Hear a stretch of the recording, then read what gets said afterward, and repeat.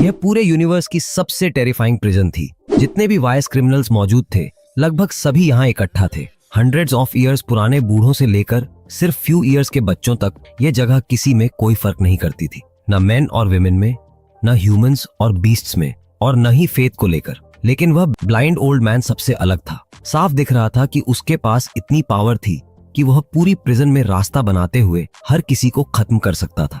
फिर भी उसने अपनी मर्जी से पूरे 64 ईयर्स तक खुद को यहाँ लॉक्ड रखा। किसी को नहीं पता था कि यह सब प्रिजन वार्डन के साथ हुई एक डील का हिस्सा था, और अब उस डील के खत्म होने में सिर्फ 2 ईयर्स बचे थे। कॉस्मिक स्पेस की अनगिनत गहराइयों के बीच खड़ी थी पूरे यूनिवर्स की सबसे ड्रेडफुल प्रिजन, सॉलिट्यूड ऑफ करिज्मन। एक ब्लाइंड ओल्ड मैन अभी 1 मंथ की सॉलिटरी कन्फाइनमेंट पूरी करके बाहर निकला था और उसे नई सेल में ट्रांसफर किया जाने वाला था। इतने समय तक उसके सिर्फ वही नेमलेस बीटलेस साथी थे जो कभी कभी रेंगते हुए उसकी सेल में आ जाते थे। बूढ़े ने उनमें से एक को उठाया, एक बाइट लिया और तुरंत बड़बड़ाया, टू बिटर। उसके इतना कहते ही सेल का दरवाजा धीरे धीरे क्रीक करते हुए खुल गया। गार्ड ने उसे आगे बढ़ने का इशारा किया, लेकिन अजीब बात यह थी कि रास्ता दिखाने वाला गार्ड होना चाहिए था। फिर भी पूरा सीन उल्टा था। बैंडेजेस में लिपटा ब्लाइंड ओल्ड मैन आगे चल रहा था और गार्ड उसके पीछे पीछे आ रहा था। गार्ड चलते हुए पूरी तरह कंफ्यूज था। उसे अब तक समझ नहीं आ रहा था कि उसके सीनियर्स ने उसे बार बार इस ब्लाइंड ओल्ड मैन को कभी प्रोवोक न करने की वार्निंग क्यों दी थी। वह आदमी कुछ देख नहीं सकता था, फिर भी प्रिजन के इन कॉरिडोर्स में बिना एक भी गलती किए सही रास्ता ढूंढ लेता था, जबकि वह इन रास्तों पर महीने में सिर्फ 1 बार चलता था। ऐसा लग रहा था जैसे डार्कनेस उसके लिए कभी ऑब्स्टिकल रही ही न हो। नई सेल तक पहुंचने से पहले बूढ़े ने आराम से अपना सिर घुमाया और गार्ड को वापस जाते समय केयरफुल रहने की याद दिलाई। गार्ड का लाउंज यहाँ से बहुत दूर था और अकेले लौटना सेफ नहीं था। जैसे ही बूढ़ा नई सेल के अंदर गया, गार्ड ने तुरंत हेडक्वार्टर्स को रिपोर्ट भेजी, transfer of solitary cell 982 completed, my current location is 6, requesting return route. जैसे ही बूढ़े ने नए प्रिजन ब्लॉक में कदम रखा, उसे तुरंत महसूस हुआ कि यह जगह कुछ ज्यादा ही खाली लग रही है।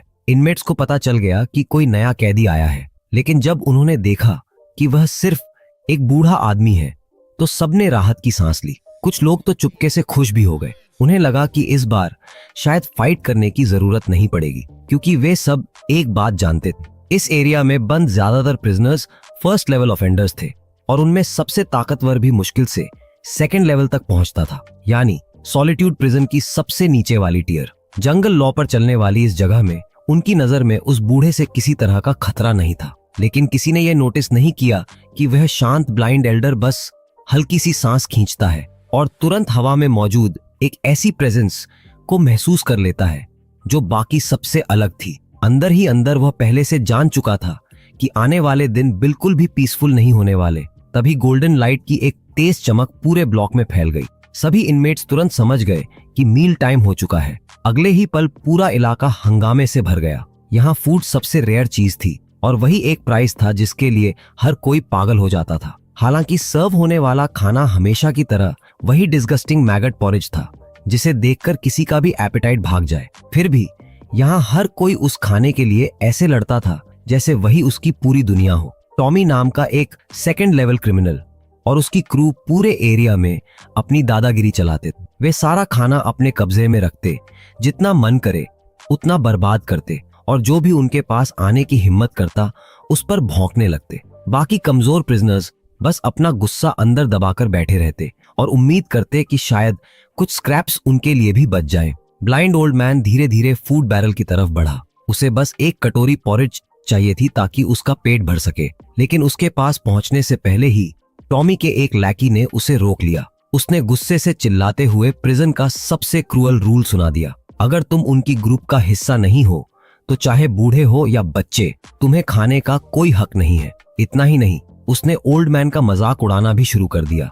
वह बोला कि यह बेकार बूढ़ा तो सिर्फ खाने की स्मेल सूंघकर यहाँ तक चला आया है। फिर उसने बूढ़े को जोर से धक्का दिया। अगले ही पल उसने उसका गला भी पकड़ लिया, लेकिन तभी कुछ ऐसा हुआ जिसने सबको शॉक में डाल दिया। जो ब्लाइंड ओल्ड मैन अभी तक पूरी तरह हेल्पलेस लग रहा था, उसने बस एक कैजुअल मूव किया और वह घमंडी क्रिमिनल तुरंत दर्द से चीख उठा। उसका शरीर हवा में उछल गया और उसी पल उसे अचानक कुछ दिखाई देना बंद हो गया। आसपास खड़े सभी इनमेट्स पूरी तरह स्टन्ड रह गए। किसी ने नहीं देखा कि आखिर हुआ क्या था।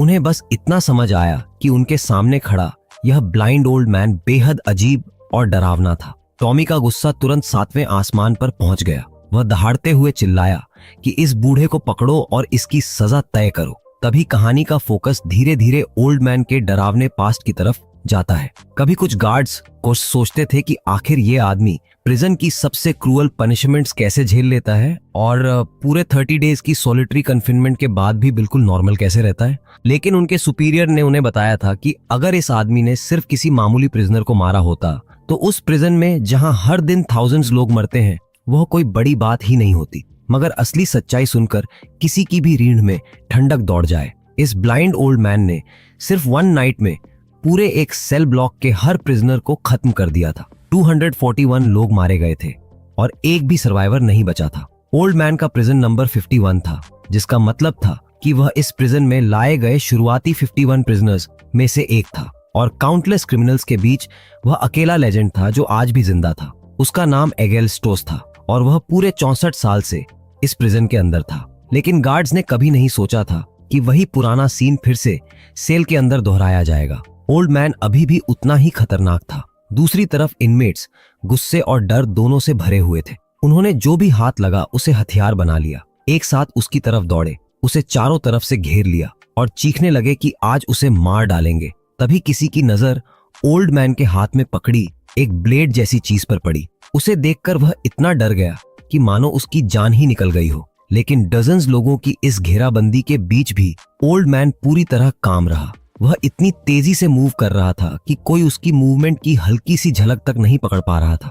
बस कुछ ही पलों में जो भी उस पर टूट पड़े थे वे सभी जमीन पर पड़े हुए थे। सबसे डरावनी बात यह थी कि उनमें से एक भी आदमी मरा नहीं था। उन्होंने बस लड़ने और विरोध करने की अपनी सारी ताकत खो दी थी। हिम्मत जुटाकर टॉमी ने पूछा कि आखिर यह बूढ़ा आदमी है कौन। ओल्ड मैन ने बस ठंडे स्वर में जवाब दिया कि नंबर्स और पावर कभी एक ही चीज नहीं होते। उनके जैसे लोग जिनके पास असली स्ट्रेंथ ही नहीं है इस प्रिजन में मुश्किल से 1 या 2 मंथ्स जिंदा रह पाएंगे। अगर उन्हें अपनी जान से प्यार नहीं है तो वे उसे प्रोवोक करना जारी रख सकते हैं। यह सब निपटाने के बाद एजर आखिरकार आराम से खाना खा पाया। उसके लिए तो यह डिस्गस्टिंग मैगट पॉरेज भी उस सॉलिटरी कन्फाइनमेंट से कहीं बेहतर थी जहां बेसिक फूड तक मुश्किल से मिलता था। सॉलिट्यूड नाम की यह प्रिजन काउंटलेस क्रूअल रूल्स और सिस्टम्स पर चलती थी। यहाँ जो भी क्रिमिनल सरवाइव कर जाता था वह कोई साधारण इंसान नहीं होता था और उन सब में भी यह ब्लाइंड ओल्ड मैन डेंजर की सबसे ऊंची पीक पर खड़ा था। उसी सेल में जीरो नाम का एक यंग मैन भी था।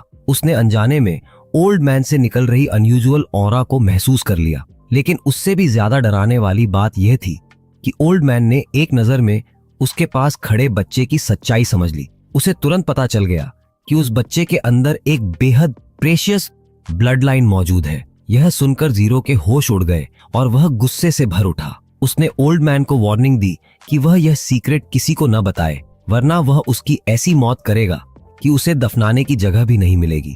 लेकिन ओल्ड मैन को यह सुनकर बस हल्की सी हंसी आ गई। वह बहुत लंबी जिंदगी जी चुका था। ऐसी छोटी मोटी बातों की उसे अब कोई परवाह नहीं थी। उसने बस इतना कहा कि काफी समय बाद उसे कोई इतना अनयूजुअल इंसान मिला है। वह सिर्फ दोस्ती करना चाहता है और बच्चे का सीक्रेट उजागर करने का उसका कोई इरादा नहीं है। तभी वे इनमेट्स वापस सेल में लौट आए जो बाहर जाकर फूड कलेक्ट कर रहे थे। उनमें राइनोसेरस बीस्टमैन मॉनरॉक, सी ईगल बीस्टमैन होरिक और बीस्टमैन गोकू भी शामिल थे। जैसे ही उन तीनों ने अंदर कदम रखा और पूरे फ्लोर पर फैला हुआ खून देखा, उनका गुस्सा फट पड़ा। वे अभी अभी हार्ड लेबर करके लौटे थे और वापस आने पर उन्होंने देखा कि पहले से काफी शांत रहने वाली सेल अब पूरी तरह बैटलफील्ड बन चुकी थी। उन्होंने तुरंत दहाड़कर कहा कि जो भी इसके पीछे है वह सामने आए। एगर बिना किसी घबराहट के आगे बढ़ा और अपना नाम बताया। जब मॉनरॉक ने देखा कि उसके सामने सिर्फ एक साधारण सा बूढ़ा आदमी खड़ा है तो उसने उसे बिल्कुल भी सीरियस नहीं लिया और तुरंत उसका मजाक उड़ाने लगा। वह तो वहीं उसी समय उस पर हमला करने वाला था, लेकिन होरिक ने उसे जल्दी से रोक लिया। जैसे ही होरिक ने ओल्ड मैन की ओवरवेलमिंग प्रेजेंस को महसूस किया, उसे समझ आ गया कि यह कोई ऐसा इंसान नहीं है जिसे आसानी से प्रोवोक किया जा सके। इसलिए उसने तुरंत माफी मांगी और कहा कि उनका किसी को ऑफेंड करने का इरादा नहीं था, वे बस शांति से साथ रहना चाहते हैं। वैसे भी एजर को उससे बहस करने में कोई दिलचस्पी नहीं थी। जब तक कोई खुद आगे बढ़कर उसे परेशान न करे, उसे बेवजह ट्रबल क्रिएट करने का कोई शौक नहीं था। लेकिन यह छोटी सी शांति ज्यादा देर टिक नहीं सकी। जैसे ही बेड टाइम का समय आया, प्रिजन ने तुरंत अपना ग्रेविटी सिस्टम एक्टिवेट कर दिया। यह सॉलिट्यूड प्रिजन के 4 ग्रेटेस्ट हॉरर्स में से एक था। इनमेट्स के शरीर में लगाए गए ग्रेविटी डिवाइसेस की मदद से हर प्रिजनर को जबरदस्ती जमीन पर दबा दिया जाता था, जिससे कोई भी उठ नहीं सकता था। और अगर किसी ने रेजिस्टेंस दिखाने की कोशिश की तो उसे तुरंत एक डेडली इलेक्ट्रिक शॉक दिया जाता था। सभी इनमेट्स बस दांत भींचकर चुपचाप बर्फ जैसी ठंडी फ्लोर पर पड़े रहे और उस घुटन भरे प्रेशर को सहते रहे। मोनरोक के मन में अभी भी गुस्सा भरा हुआ था। वह खुद को रोक नहीं पाया और होरिक से पूछ बैठा कि उसने उसे उस बूढ़े आदमी को सबक सिखाने से क्यों रोका था। लेकिन होरिक के अगले शब्द सुनते ही उसका चेहरा एकदम सफेद पड़ गया। होरिक ने ओल्ड मैन की गर्दन पर लिखा हुआ नंबर साफ देखा था, 51। इस प्रिजन में 2000 से भी ज्यादा क्रिमिनल्स थे और हर किसी को प्रिजन में आने के ऑर्डर के हिसाब से नंबर दिया जाता था। और नंबर 51 होने का मतलब था कि यह बूढ़ा आदमी शायद उस समय से यहाँ मौजूद था जब यह प्रिजन पहली बार बनाई गई थी। उसके पास फर्स्ट टीयर या सेकंड टीयर जैसी कोई साधारण क्लासिफिकेशन नहीं थी। उसके पास सिर्फ एक नंबर था, ऐसा नंबर जो सीनियरिटी और टेरर दोनों का सिंबल था। कोई नहीं जानता था कि वह असल में कितने समय से यहाँ था। यह सुनते ही मोनरोक इतना डर गया कि उसकी हालत खराब हो गई। उसके मन में तुरंत जाकर माफी मांगने का ख्याल आने लगा। वहीं होरिक धीरे से उसे समझाने लगा कि एजर उसे ऐसा इंसान नहीं लगता जो छोटी छोटी बातों का बदला दिल में रखे। लेकिन जैसे ही उसके मुंह से ये शब्द निकले, सेल ब्लॉक की गहराइयों से अचानक एक दिल दहला देने वाली चीख सुनाई दी। अगले ही पल पूरा माहौल बदल गया। न जाने कैसे काउंटलेस इनमेट ज़ॉम्बीज में बदल चुके थे।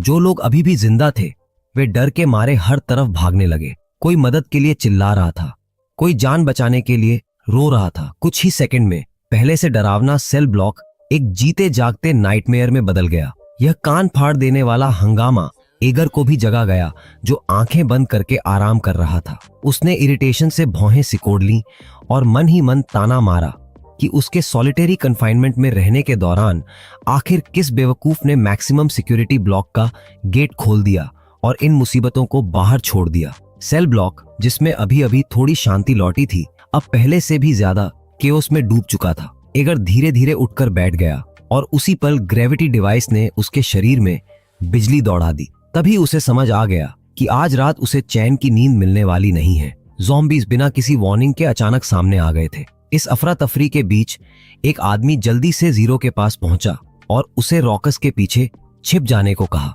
उस आदमी के पास अब कुछ और सोचने का समय नहीं था। चाहे उसकी जान चली जाए, वह जीरो की रक्षा करेगा। दूसरी तरफ सभी इनमेट्स पूरी ताकत से ज़ॉम्बीज का सामना करने लगे। वे दहाड़ते हुए उन्हें गिराने की कोशिश कर रहे थे। वह आदमी भी एक पल में बीस्ट ट्रांसफॉर्मेशन में चला गया। लेकिन समस्या यह थी कि ज़ॉम्बीज की संख्या लगातार बढ़ती जा रही थी। जितनों को गिराया जाता उतने ही और सामने आ जाते। ऐसा लग रहा था जैसे उनका कोई अंत ही नहीं है। इस समय प्रिजन के बीस्ट मेन के पास अपनी रेस की नेचुरल एडवांटेज थी, इसलिए वे किसी तरह एंटी स्टैंडिंग सिस्टम का प्रेशर सह पा रहे थे। लेकिन ऑर्डिनरी इनमेट्स के पास लगभग कोई रेजिस्टेंस नहीं बची थी। अगर यही चलता रहा तो धीरे धीरे हर प्रिजनर ज़ॉम्बी बन जाएगा। सबसे हैरान करने वाली बात यह थी कि ज़ॉम्बीज एंटी स्टैंडिंग सिस्टम को पूरी तरह इग्नोर कर रहे थे। वे पूरे समय आराम से खड़े थे, जैसे उन पर उसका कोई असर ही ना हो। तभी किसी को अचानक समझ आया कि असली समस्या क्या है। ये क्रीचर्स कभी भी सिस्टम के कंट्रोल में थे ही नहीं, इसलिए ग्रेविटी सिस्टम या एंटी स्टैंडिंग रूल्स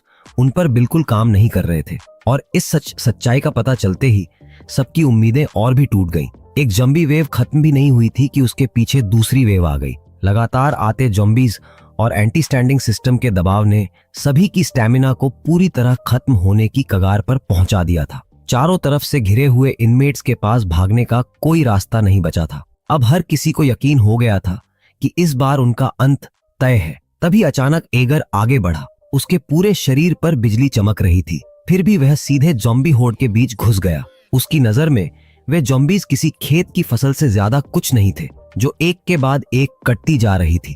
अगर मजाक में कहें तो अगर को वे ऐसे लग रहे थे जैसे कुछ वाटरमेलोन्स लाइन में खड़े हों और किसी के स्मैश करने का इंतजार कर रहे हों। उसकी यह अनबिलीवेबल स्ट्रेंथ देखकर सभी लोग दंग रह गए। किसी को अपनी आंखों पर विश्वास ही नहीं हो रहा था। अगर ने मनरॉक और होरिक की तरफ देखा और शांत स्वर में कहा, अच्छा हुआ तुम दोनों ब्लड थर्स्टी ज़ॉम्बी फ्लीज के काटने से बचे रहे।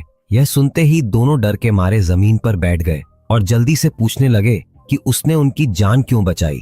अगर ने बिना किसी इमोशन के जवाब दिया कि वह बस हालात को और ज्यादा ट्रबलसम नहीं बनाना चाहता था। आखिर बीस्टमैन पहले से ही ऑर्डिनरी इनमेट्स से कहीं ज्यादा ताकतवर होते हैं और अगर वे ज़ॉम्बी बन जाएं तो उन्हें रोकना और भी मुश्किल हो जाता है। यही असली वजह थी कि उसने बीच में दखल दिया। लेकिन उसकी बात पूरी भी नहीं हुई थी कि बीस्टमैन गोकू अचानक ज़ॉम्बी में बदल गया। अगर ने हल्की सी सांस छोड़ी और अफसोस के साथ कहा कि आखिरकार वह उसे बचाने में नाकाम रहा। फिर उसने कैजुअली कहा कि काफी समय हो गया है किसी बीस्टमैन से लड़ाई किए हुए। अगले ही पल आगर ने मूव किया और सीधे गोकू पर हमला कर दिया।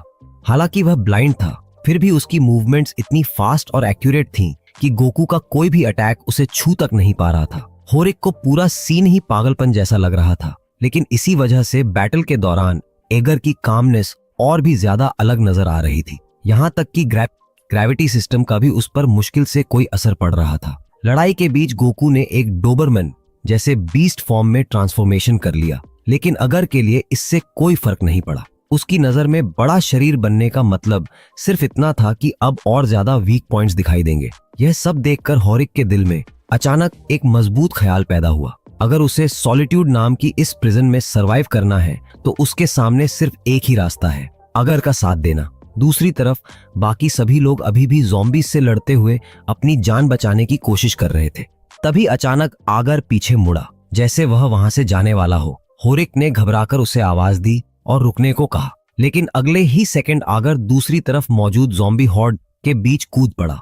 एक भयंकर ताकत के साथ उसने उन सभी ज़ॉम्बीज को खत्म कर दिया। उसका यह मूव देखकर हर कोई पूरी तरह शॉक में चला गया। अब लोग उससे पहले से भी ज्यादा डरने लगे थे और साथ ही उसके असली आइडेंटिटी को जानने की क्यूरियोसिटी भी बढ़ गई थी। कुछ समय बाद प्रिजन की मॉर्निंग हेड काउंट शुरू हुई। जिस सेल ब्लॉक में पहले 94 इनमेट्स थे, वहां अब सिर्फ 14 लोग ही बचे थे। ज़ॉम्बी आउटब्रेक में पूरे 80 इनमेट्स अपनी जान गंवा चुके थे और सबसे चौंकाने वाली बात यह थी कि बहुत जल्द इस सेल ब्लॉक में नए प्रिजनर्स भेजे जाने वाले थे। जब नए प्रिजनर्स को सेल ब्लॉक में लाया गया और उन्होंने चारों तरफ बिखरी हुई डेड बॉडीज देखी तो वे डर के मारे वहीं जम गए। लेकिन जो लोग पूरी रात खून खराबे और ज़ॉम्बीज से लड़ते हुए बच गए थे, वे अब इतनी ज्यादा थक चुके थे कि नए आए लोगों की तरफ ध्यान देने की ताकत भी नहीं बची थी। वे बस जहां खड़े थे वहीं बैठ गए और मुश्किल से सांस लेने लगे। इसी वजह से मॉर्निंग हेड काउंट भी जल्दी जल्दी और लापरवाही से खत्म कर दी गई। सभी को लगा था कि इन्फेक्टेड ज़ॉम्बीज के खत्म होते ही वायरस फैलाने वाले ब्लडथर्स्टी ज़ॉम्बी फ्लीज भी गायब हो जाएंगे। लेकिन तभी सबने देखा कि अगर सीधे प्रिजन के और अंदर मौजूद एक विशाल गेट की तरफ बढ़ रहा है। वह दरवाजा कभी लॉक्ड नहीं रहता था, फिर भी आज तक किसी ने उसमें से अंदर जाने की हिम्मत नहीं की थी और आगर ने उसे ऐसे खोल दिया जैसे वह कोई आम दरवाजा हो। यह देखकर कुछ लोगों के मन में भी उसके पीछे जाने का ख्याल आया, लेकिन होरिक ने तुरंत उन्हें रोक दिया। उसने चेतावनी दी कि आज तक जो भी उस दरवाजे के पार गया है वह कभी वापस नहीं लौटा। उस कॉरिडोर के अंदर जो छिपा हुआ है वह उनकी कल्पना से भी कहीं ज्यादा डरावना है। जब अगर उस कॉरिडोर के अंदर पहुंचा और आगे देखा तो उसे पता चला कि विजिटर कोई और नहीं बल्कि एक गॉब्लिन था, जिसकी पीठ पर एक बहुत बड़ा पैक लटका हुआ था। गॉब्लिन हंसते हुए बोला, जैसे ही तुमने मेरी आवाज सुनी मुझे पता था कि तुम बाहर जरूर आओगे। उस गॉब्लिन का नाम जैकब था। वह एकेडमी ऑफ फैंटेसी ड्रामा का ग्रेजुएट था और अपने फील्ड में काफी मशहूर माना जाता था। उसके बारे में एक कहावत भी थी, गॉब्लिन्स इटर्नल होते हैं, जबकि 2 डायमेंशनल वर्ल्ड बस एक रिवॉल्विंग डोर की तरह है। जेकब ने हंसते हुए बताया कि उसने गार्ड्स के हॉक्स को 5 गोल्ड कॉइन्स देकर अगार की लोकेशन पता की थी। फिर वह शिकायत करने लगा कि आजकल हॉक्स पहले से भी ज्यादा ग्रीडी हो गए हैं, लेकिन उसने यह भी कहा कि अगर बात आगर से मिलने की हो तो इतनी छोटी कीमत कोई मायने नहीं रखती। अगर ने सीधे पूछा कि क्या वह फिर से प्रिजन मैप के लिए आया है। जेकब ने बिना छिपाए तुरंत हाँ कह दिया। उसने बताया कि प्रिजन का स्ट्रक्चर 2 डेज पहले फिर बदल गया था। इस जगह की पूरी लेआउट समय समय पर पूरी तरह रीऑर्गेनाइज हो जाती थी, इसलिए किसी के लिए भी हर रूट को याद रखना लगभग इम्पॉसिबल था। लेकिन एगर अकेला एक्सेप्शन था। वह सिर्फ अपनी इंस्टिंक्ट के दम पर पूरे प्रिजन की लेआउट समझ सकता था। और इसी एबिलिटी की वजह से जेकब उसके लिए दिल से रिस्पेक्ट महसूस करता था। आगर ने ज्यादा बातें नहीं की, उसने जल्दी से प्रिजन मैप बनाकर उसे दे दिया।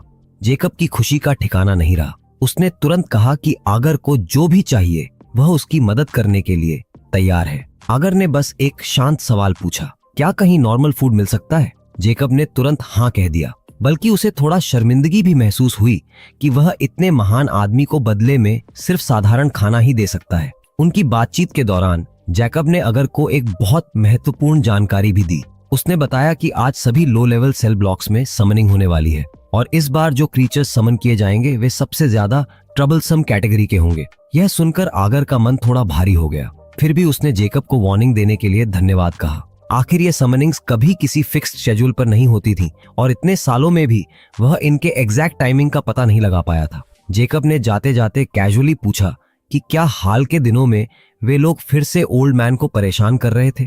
जब उसे पता चला कि वे ट्रबल मेकर्स कुछ समय से काफी शांत हैं, तो उसने राहत की सांस ली और वापस जाने की तैयारी करने लगा। अलग होने से पहले दोनों ने एक दूसरे को सेफ रहने की याद दिलाई। जेकब के जाने के बाद एजर गहरी सोच में डूब गया। वार्डन ने जानबूझकर उसे इसी सेल ब्लॉक में भेजा था। सबसे ज्यादा संभावना यही थी कि वह किसी तरह के मर्चेंडाइज प्रोटेक्शन के लिए यहाँ रखा गया था और वह सो कॉल्ड मर्चेंडाइज शायद वही बच्चा था। लेकिन थोड़ा सोचने के बाद एजर को लगा कि शायद ये इतना बुरा भी नहीं है, खासकर अब जब उसका शरीर पहले जैसा नहीं रहा था। जैसे ही एजर वापस सेल ब्लॉक में लौटा, हवा में अचानक मीट की एक लाजवाब खुशबू फैल गई। आसपास मौजूद इनमेट्स का ध्यान तुरंत उसी तरफ खिंच गया और जब उन्हें पता चला कि वह मीट एगर के पास है, तो कई लोगों की आंखें लाल हो गईं। वे चिल्लाने लगे कि वह खाना अब उनका है। उनका कहना था कि प्रिजन में न कोई तुम्हारा होता है और न मेरा। जो चीज पहले पकड़ ले उसी की हो जाती है। माहौल फिर से गर्म होने ही वाला था कि हॉरिक और मनरॉक अचानक आगे आ गए। दोनों ने जोर से सबको चेतावनी दी कि कोई भी एजर को प्रोवोक करने की कोशिश न करे, वरना बाद में पछताना पड़ेगा। उनकी बात सुनते ही जो इनमेट्स अभी तक अकड़ दिखा रहे थे, वे तुरंत चुप हो गए और पीछे हट गए। कुछ देर बाद सीरो अपनी क्यूरियोसिटी रोक नहीं पाया और उसने एजर से पूछ लिया कि इतना प्रेशियस फूड आखिर आया कहां से। लेकिन एजर ने कोई जवाब नहीं दिया। उसने बस सबको अपने पास बुलाया और कहा, जब तक मीट गर्म है तब तक खा लो। खाना खत्म होने के बाद मॉनरॉक खुद आगे आया और एजर का धन्यवाद किया, सिर्फ मीट के लिए नहीं बल्कि पिछली रात ज़ॉम्बी केओस के दौरान उनकी जान बचाने के लिए भी। लेकिन एजर ने सीधा जवाब दिया कि सॉलिट्यूड नाम की इस प्रिजन में जिंदा होना कोई ऐसी चीज नहीं है जिसके लिए थैंकफुल हुआ जाए, क्योंकि यह जगह खुद लाइफ को इस समय एक कर्स में बदल सकती है। फिर भी मॉनरॉक और बाकी लोगों के अंदर उसे जीने की एक जबरदस्त इच्छा महसूस हो रही थी। इसी वजह से उसने अपने मन का सवाल पूछ ही लिया। उसने कहा, इतनी हेल जैसी जगह में भी क्या तुम लोग सच में जीते रहना चाहते हो? मनरॉक और बाकी लोगों ने लगभग बिना सोचे जवाब दिया। उनका कहना था कि सरवाइव करने की इच्छा ही लिविंग बीइंग्स की सबसे बेसिक इंस्टिंक्ट होती है। लेकिन एजर ने फिर पूछा, और अगर एक दिन वही इंस्टिंक्ट तुम्हें मौत की तरफ धकेलने लगे तब? उसने समझाया कि सॉलिट्यूड नाम की यह प्रिजन आखिरकार लोगों को उस मोड़ पर पहुंचा देती है जहां वे खुद मौत की इच्छा करने लगते हैं। वह जानना चाहता था कि अगर वह दिन आया तब भी क्या वे जीना चुनेंगे। इस बार सबकी आंखों में मजबूत डिटर्मिनेशन दिखाई दे रही थी। मॉनरॉक ने साफ कहा कि वह ऐसी जगह पर बेकार मरना नहीं चाहता। वहीं सीरो ने कहा कि बच्चा अभी भी जिंदा बाहर निकलकर एक घर बनाना चाहता है और अपने पिता से दोबारा मिलना चाहता है। उनकी इस दृढ़ इच्छा ने आखिरकार एजर का फैसला पक्का कर दिया। उसने बताया कि वह एक ऐसे प्रॉमिस से बंधा हुआ है जो पूरे 66 ईयर्स से चला आ रहा है, और अब जब उस प्रॉमिस की डेडलाइन करीब आ रही है तो उसे अपना गोल पूरा करने के लिए और कंपेनियंस की जरूरत होगी। फिर उसने सबको वार्निंग दी कि आज प्रिजन समनिंग होने वाली है, इसलिए हर किसी को तैयार रहना होगा। कुछ ही समय बाद नए आए इनमेट्स को प्रिजन में जगह जगह पड़ी सड़ती हुई डेड बॉडीज को साफ करने का काम दे दिया गया। वजह बिल्कुल साफ थी, वे बॉडीज आसानी से इन्फेक्शियस डिजीज फैला सकती थीं और उनसे उठने वाली सड़ांत भरी बदबू हर किसी का जीना मुश्किल कर रही थी। कुछ लोग शिकायत किए बिना नहीं रह पाए। उनका कहना था कि सिर्फ इसलिए क्योंकि वे कमजोर हैं, उन्हें यह गंदा और बदबूदार काम करना पड़ रहा है। वहीं कुछ लोगों ने यह अफवाह भी सुनी कि यह सारी डेड बॉडीज एक ही बूढ़े आदमी की वजह से यहाँ पड़ी हैं, लेकिन उन्होंने इसे मजाक समझकर हंसी में उड़ा दिया। आखिर कौन मान सकता था कि कोई एक इंसान इतना टेरिफाइंग हो सकता है। तभी अचानक आसपास का माहौल बदल गया। अगले ही पल सेल ब्लॉक के बीचों बीच न जाने कहां से जीवित इंसानी सिरों का एक बड़ा ढेर प्रकट हो गया। यह नजारा देखते ही सभी लोग चौकन्ने हो गए और डर के मारे पीछे हटने लगे। होरिक ने तुरंत आगर की तरफ देखा और पूछा, ओल्ड मैन, क्या यही वह समनिंग है जिसके बारे में तुमने बताया था? आगर ने शांत स्वर में जवाब दिया, नहीं, ये सिर्फ प्रिजन क्लीनर्स हैं। इनका काम ट्रैश और सड़ती हुई बॉडीज को साफ करना है। इन्हें डेंजरस क्रीचर्स नहीं माना जाता, लेकिन अगर कोई इन पर हमला कर दे तो ये बेहद वायलेंट हो जाते हैं, इसलिए इनसे सावधानी से डील करना। थोड़ी देर बाद जब हालात फिर से शांत हुए, अगर ने पूछा कि उसने जो काम पहले सौंपा था उसका क्या हुआ। जब उसे पता चला कि सारी अरेंजमेंट्स पूरी हो चुकी हैं और लोग अभी भी प्रिपरेशंस में लगे हुए हैं, तो वह साफ तौर पर संतुष्ट दिखाई दिया। उसने सभी को वापस बुलाया और कहा कि अब जो भी आगे होने वाला है उसके लिए तैयार रहो। रास्ते में कुछ लोग अब भी उन सड़ती हुई बॉडीज की बदबू से परेशान थे। उनके साथी उन्हें समझाने लगे कि अगर इस प्रिजन में जिंदा रहना है तो जल्दी या देर से उन्हें इसकी आदत डालनी ही पड़ेगी। लेकिन उनकी बात पूरी भी नहीं हुई थी कि इलाके में फिर से हलचल मच गई। एक और समनिंग शुरू हो चुकी थी। जैसे ही सभी ने ऊपर देखा, वे सामने मौजूद क्रीचर को देखकर दंग रह गए। तब उन्हें समझ आया कि यह एक फायर सैलामेंडर था। सेल ब्लॉक के अंदर अचानक मची इस हलचल ने सभी को पैनिक में डाल दिया। चारों तरफ आग की लपटें फैलने लगीं। लोग चीखते हुए इधर उधर भागने लगे और देखते ही देखते कुछ ही पलों में आधे लोग आग की उस भयानक लहर में मारे जा चुके थे। तभी सबको पूरी तरह एहसास हुआ कि समन हुआ क्रिएचर कोई साधारण मॉन्स्टर नहीं, बल्कि एक कर्स्ड फायर सैलामेंडर था, जिसे सबसे ट्रबलसम क्रिएचर्स में गिना जाता था। उसके सामने उठती आग की दीवार देखकर हर किसी के दिल में डिस्पेयर भर गया। एक विशाल रॉक के पीछे छिपा होरिक ठंडे पसीने से भीग चुका था। उसकी आवाज तक कांप रही थी। उसने घबराकर पूछा, ओल्ड मैन, क्या यही वह समन क्रीचर है जिसके बारे में तुम बात कर रहे थे? Fire salamander. लेकिन इस पूरे केओस के बीच सिर्फ अगर ही पूरी तरह काम था। उसने सबको घबराने से मना किया। उसने कहा कि उन्होंने पहले से तैयारी कर रखी है और अगर सभी उसके इंस्ट्रक्शंस को ठीक से फॉलो करें तो अभी भी बचने का मौका है। उसकी बात खत्म होते ही फायर सैलामेंडर सीधे उनकी तरफ झपटा। अगर ने तुरंत वार्निंग दी, जैसे ही अपना मुंह खोलेगा अगले ही सेकंड लगभग 10 मीटर तक आग उगलेगा। इसलिए जिस पल यह अटैक करने की तैयारी करे उसी पल सभी लोग रॉक्स के पीछे छिप जाना। अगर थोड़ा बर्न भी हो जाओ तो भी कोई बात नहीं, जिंदा रहना सबसे जरूरी है। फिर उसने सबसे महत्वपूर्ण बात बताई, और याद रखना, अपनी नजर हर समय इसके सिर पर ही रखनी है।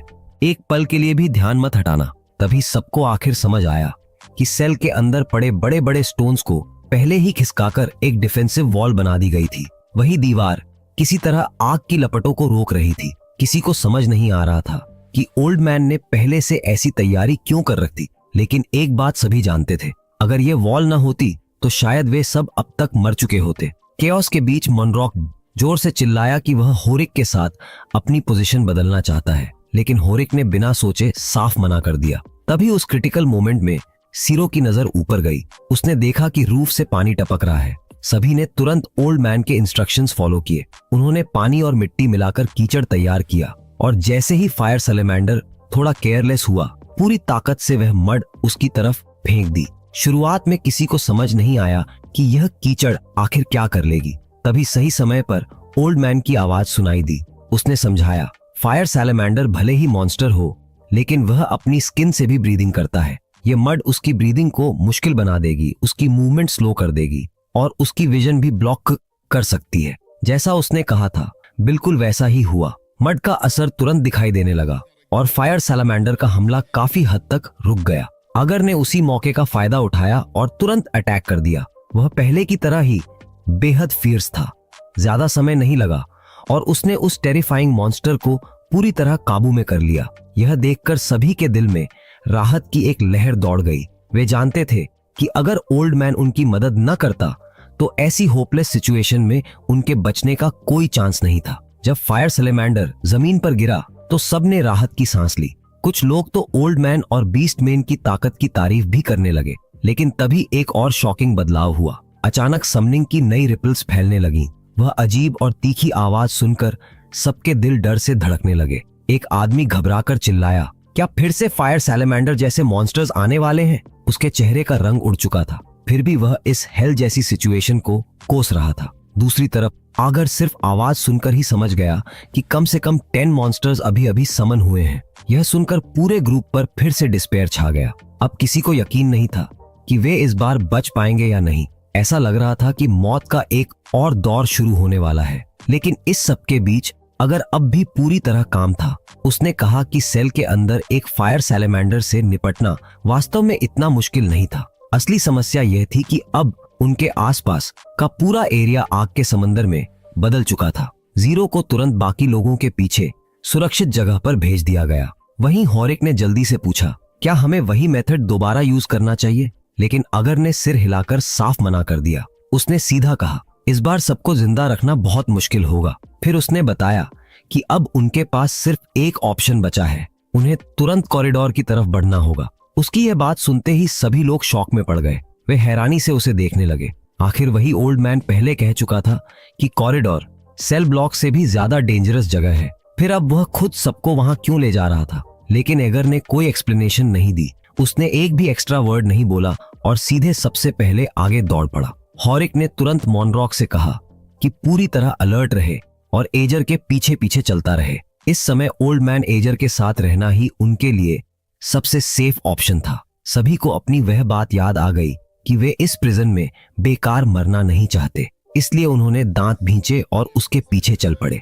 आगे आगे एजर रास्ता साफ करता हुआ बढ़ रहा था, जबकि बाकी लोग उसके पीछे अपनी जान बचाने के लिए भाग रहे थे। आखिरकार वे कॉरिडोर तक पहुंच गए, लेकिन वहां फैला घना स्मोक इतना ज्यादा था कि किसी को आगे कुछ दिखाई ही नहीं दे रहा था। और यह सोचकर कि यह जगह सेल ब्लॉक से भी ज्यादा डेंजरस है, सबके दिल डर से भर गए। एगर ने एक बार फिर सबको वार्निंग दी कि सभी लोग पूरी तरह सावधान रहें। इस कॉरिडोर में दूसरे क्रिमिनल्स भी छिपे हो सकते हैं, खासकर 3rd लेवल और 4th लेवल ऑफेंडर्स, और यहाँ एक छोटी सी गलती भी उनकी जान ले सकती है। यह सुनकर हॉरिक और भी ज्यादा घबरा गया, लेकिन फिर भी उसने खुद पीछे रहकर रियर गार्ड बनने की जिम्मेदारी ले ली। एजर ने उसकी बात मान ली, मगर बार बार उसे याद दिलाया कि किसी भी हालत में मैं ग्रुप से अलग नहीं होना है। लेकिन वे ज्यादा दूर भी नहीं गए थे कि हॉरिक के दिल में बेचैनी बढ़ने लगी। उसकी इंस्टिंक्ट्स उसे लगातार वार्निंग दे रही थीं कि अंधेरे में कोई चीज उन्हें देख रही है। उसके मन में यह सवाल भी आने लगा कि कॉरिडोर में आना सच में सही फैसला था या नहीं। तभी अगले ही पल हॉरिक को कुछ गड़बड़ महसूस हुई। वह घबराकर चिल्लाया, यहाँ सच में कुछ है। उसने तो सबको वापस सेल ब्लॉक में लौटने के लिए भी कहना शुरू कर दिया। वह बार बार ओल्ड मैन को आवाज देता रहा, लेकिन एगर की तरफ से कोई जवाब नहीं आया, और यही बात हॉरिक को और ज्यादा डरा रही थी। केओस के बीच अचानक हॉरिक गायब हो गया। मॉनरॉक घबराकर उसका नाम पुकारने लगा और उसे ढूंढने की कोशिश करने लगा, लेकिन एजर ने तुरंत उसे रोक दिया। उसने कहा कि कॉरिडोर में अनगिनत खतरे छिपे हुए हैं और इस समय जोर जोर से चिल्लाना सिर्फ और भी डरावनी चीजों को अपनी तरफ बुलाने जैसा होगा। मॉनरॉक पूरी तरह परेशान हो चुका था, लेकिन कुछ ही पलों में हॉरिक पूरी तरह गायब हो चुका था। तब एजर ने धीरे से बताया कि इस कॉरिडोर में ऐसे क्रीचर्स रहते हैं जो गोस्ट्स की तरह टेलीपोर्ट कर सकते हैं, और इस जगह के अंदर लगभग हर तरह के टेरिफाइंग बीइंग्स मौजूद हैं जिनकी कोई कल्पना भी नहीं कर सकता। मॉनरॉक को अचानक अपना पुराना एक्सपीरियंस याद आ गया और उसे यकीन हो गया कि ओल्ड मैन की हर बात सच है। लेकिन यही सोचकर उसका डिस्पेयर और बढ़ गया। अब उसे समझ नहीं आ रहा था कि हॉरिक को दोबारा कभी ढूंढ भी पाएंगे या नहीं। अगर ने बस शांत स्वर में कहा, उसे ढूंढने की चिंता मत करो। असली समस्या यह है कि जब तक हम उसे ढूंढेंगे तब तक शायद वह सिर्फ एक ठंडी डेड बॉडी बन चुका होगा। दूसरी तरफ हॉरिक को भी अब एहसास हो चुका था कि यह कॉरिडोर शायद कभी खत्म ही नहीं होता। वह जितना भी भागता, उसे लगता कि बाहर निकलने का रास्ता कहीं नहीं है। पूरे यूनिवर्स के एक ग्रैंड मेज और एक जीनियस आर्किटेक्ट ने मिलकर इस जगह को बनाया था, इसलिए इसके हर कोने में अनजाने खतरे भरे पड़े थे। मेन ग्रुप से बिछड़ चुका एक आदमी अब कॉरिडोर में बिल्कुल अकेला फंसा हुआ था। डर ने उसे पूरी तरह अपनी गिरफ्त में ले लिया। तभी अगले ही सेकंड उसे महसूस हुआ कि कोई चीज उसकी तरफ बढ़ रही है, और जैसे ही उसने उसे देखा, उसके मुंह से डर से भरी चीख निकल गई, क्योंकि उसके सामने एक सैवेज ओगर खड़ा था। हॉरिक अच्छी तरह जानता था कि वह किसी भी हालत में एक ओगर का मुकाबला नहीं कर सकता। अगर उसे जिंदा रहना था, जान बचाकर भागना। लेकिन जैसे ही वह मुड़ा, उसके पैरों तले जमीन खिसक गई। उसके पीछे भी एक और ओगर खड़ा था। अब वह दोनों तरफ से फंस चुका था। उसी पल उसके अंदर डिस्पेयर भर गया। उसके दिमाग में सिर्फ एक ही ख्याल घूम रहा था, अगर ओगर ने उसे पकड़ लिया तो अगले ही पल उसका शरीर टुकड़ों में बंट जाएगा। चाहे कुछ भी हो जाए, उसे बचना था। वह इस प्रिजन में ऐसे बेकार मरना नहीं चाहता था, लेकिन ऑग्रेस उसकी कल्पना से कहीं ज्यादा तेज निकले। आखिरकार वे उसे पकड़ ही लेते हैं और उसके पूरे शरीर में फाड़ देने वाला दर्द फैल जाता है। दर्द और डर के बीच होरिक के मन में एक ही सवाल उठ रहा था, क्या सच में उसकी मौत यहीं इतनी बेकार और मीनिंगलेस तरीके से होने वाली है? अपनी बची हुई आखिरी ताकत जुटाकर उसने मदद के लिए जोर से चीख लगाई। उसे उम्मीद थी कि शायद कोई उसकी आवाज सुन ले, लेकिन तभी जब उसे लगा कि अब मौत तय है, अचानक एक जोरदार धमाका गूंज उठा। अगले ही पल ऑगर हवा में उड़ता हुआ दूर जा गिरा। होरिक हैरानी से ऊपर देखने लगा। जिसने उसकी जान बचाई थी वह एक पिग हेडेड मैन था। उस आदमी की मूवमेंट्स इतनी क्लीन और प्रिसाइज थीं कि पूरा सीन किसी बेसबॉल मैच जैसा लग रहा था। पहले सिंगल, फिर ट्रिपल, उसके बाद डबल प्ले और आखिर में तो जैसे 2 रन होम रन ही पूरा कर दिया हो। सब कुछ इतना एफर्टलेस लग रहा था कि देखते ही देखते दोनों ऑगरस खत्म हो गए। होरिक उस पिग हेडेड मैन को घूरता रह गया। उसके दिल में तूफान सा उठ चुका था। उसने लगभग तुरंत फैसला कर लिया कि यह आदमी जरूर 4th लेवल ऑफेंडर होगा। ऐसी ताकत किसी आम क्रिमिनल के पास नहीं हो सकती थी। होरिक को समझ आ गया कि अगर उसे जिंदा रहना है तो सिर्फ एक ही रास्ता बचा है, रहम की भीख मांगना, क्योंकि इस समय उसकी लाइफ और डेथ पूरी तरह उस आदमी के मूड पर डिपेंड कर रही थी। पिग हेडेड मैन ने उसे अजीब नजरों से देखा और 2 बार पूछा, गेम खत्म हो चुका है, फिर तुम अभी तक वापस क्यों नहीं जा रहे? लेकिन होरिक तो घुटनों के बल बैठा हुआ लगातार अपनी जान की भीख मांग रहा था। वह बार बार कह रहा था, प्लीज मुझे मत मारना। यह सुनकर पिग हेडेड मैन और भी ज्यादा कंफ्यूज्ड हो गया। उसे तो जैसे चिंता होने लगी कि कहीं लोग उसे कोई मर्डरर न समझ लें। तभी वह थोड़ा आगे झुका और होरिक की स्मेल सूंघी। अगले ही पल उसके चेहरे का एक्सप्रेशन बदल गया। उसने सख्त आवाज में पूछा, तुम कौन हो और तुम्हारे ऊपर उस ब्लाइंड ओल्ड मैन की स्मेल क्यों आ रही है? फिर उसने तुरंत जवाब देने को कहा। होरिक इतना घबरा गया कि जवाब देने की बजाय खुद ही पूछ बैठा, क्या आप जिस ब्लाइंड ओल्ड मैन की बात कर रहे हैं वह ओल्ड मैन एजर है? लेकिन उसके मुंह से यह शब्द निकले ही थे कि पीछे से एक और आवाज सुनाई दी। नया आया व्यक्ति पिग हेडेड मैन का नाम लेकर उसे डांटने लगा कि वह फिर अकेले निकल आया है। फिर उसने जमीन पर पड़े ओगर्स की तरफ देखा और शांत स्वर में कहा, लगता है आज गॉड्स ने सच में ब्लेसिंग दी है। इतने डेंजरस ओगर्स को इतनी आसानी से गिरा देना काफी इंप्रेसिव है। तभी उसकी नजर होरिक पर भी पड़ी और उसके चेहरे पर हैरानी दिखाई दी। होरिक पूरी तरह सुन्न रह गया, क्योंकि अब उसके सामने सिर्फ एक नहीं बल्कि पूरे 4th लेवल ऑफेंडर्स खड़े थे। उसी पल उसे एगर की कही हुई बात याद आ गई। तब जाकर उसे समझ आया कि ओल्ड मैन सही था। सेल ब्लॉक भले ही खतरनाक था, लेकिन कॉरिडोर उससे कहीं ज्यादा डरावनी जगह थी, और सच कहें तो सेल ही असल में ज्यादा सेफ था। उसी समय एगर की नाक हल्की सी फड़की। उसने तुरंत सबको इशारा किया कि बहुत सावधानी से आगे बढ़ो। फिर उसने अपनी नजर नीचे की तरफ टिकाई। जब बाकी लोगों ने भी ओल्ड मैन की नजर का पीछा किया तो जो चीज उन्होंने देखी उसे देखकर उनके चेहरों का रंग उड़ गया। वे घबराकर पूछने लगे, यह आखिर है क्या? इस बार एजर का चेहरा भी पहले से कहीं ज्यादा सीरियस दिखाई दे रहा था। उसने धीमी आवाज में बताया कि वह क्रीचर बेहद विशस है, इतना खतरनाक कि 5th लेवल ऑफेंडर्स को भी आसानी से मार सकता है। कॉरिडोर में छिपे ज्यादातर हॉरर्स के अपने नाम होते हैं और इस क्रीचर का नाम था बिहेडर, क्योंकि इसे अपने एनिमीज के सिर काटना सबसे ज्यादा पसंद है। उसने बार बार सभी को वार्निंग दी कि बहुत ज्यादा सावधान रहना होगा। जिस जगह बिहेडर दिखाई दे जाए उसका मतलब होता है कि कोई सेफ जोन नहीं बचा है। किस्मत से यह ग्रुप बिहेडर की सर्च रेंज से बाल बाल बच गया। मौत के इतने करीब से निकलने की याद आते ही मॉनरॉक की रीढ़ में सिहरन दौड़ गई। उसने साफ कह दिया कि वह अब दोबारा कभी इस कॉरिडोर में कदम नहीं रखना चाहता। यह सुनकर एजर ने पूछा, तो क्या तुम वापस सेल जाना चाहते हो? लेकिन मॉनरॉक के अपने रूल्स थे। उसने सिर हिलाकर मना कर दिया। वह ऐसा कावर्ड नहीं बनना चाहता था जो अपने फ्रेंड्स को छोड़कर भाग जाए, इसलिए उसने सर्च जारी रखने का फैसला किया। फिर भी उसने ओल्ड मैन एजर से पूछा कि क्या उसे पता है कि होरिक को किस डायरेक्शन में ढूंढना चाहिए। एजर ने हमेशा की तरह शांत आवाज में कहा, चिंता मत करो, बहुत जल्द तुम लोग होरिक से मिल जाओगे। दूसरी तरफ होरिक की हालत बेहद खराब थी। कुछ देर पहले वह लगभग गला घुटने से मर ही गया था। पिग हेडेड मैन लगातार उससे पूछताछ कर रहा था कि उसका और ओल्ड मैन का क्या रिश्ता है। होरिक ने जल्दी जल्दी समझाया कि वे बस एक ही सेल में रहने वाले ऑर्डिनरी सेलमेट्स हैं, लेकिन उसे फिर भी सख्त वार्निंग दी गई कि झूठ बोलने की कोशिश मत करना। वजह यह थी कि पिग हेडेड मैन पहले ही उसके शरीर पर एजर की सेंट महसूस कर चुका था। जैसे ही ये बात कही गई, कमरे में मौजूद बाकी लोगों का माहौल भी अचानक बेहद टेंस हो गया। होरिक के दिमाग में अब सिर्फ एक ही शब्द घूम रहा था, भागो। कमरे में मौजूद दबाव और डर इतना ज्यादा था कि वहां मौजूद दूसरे लोग भी उसकी वजह से बेचैन महसूस करने लगे।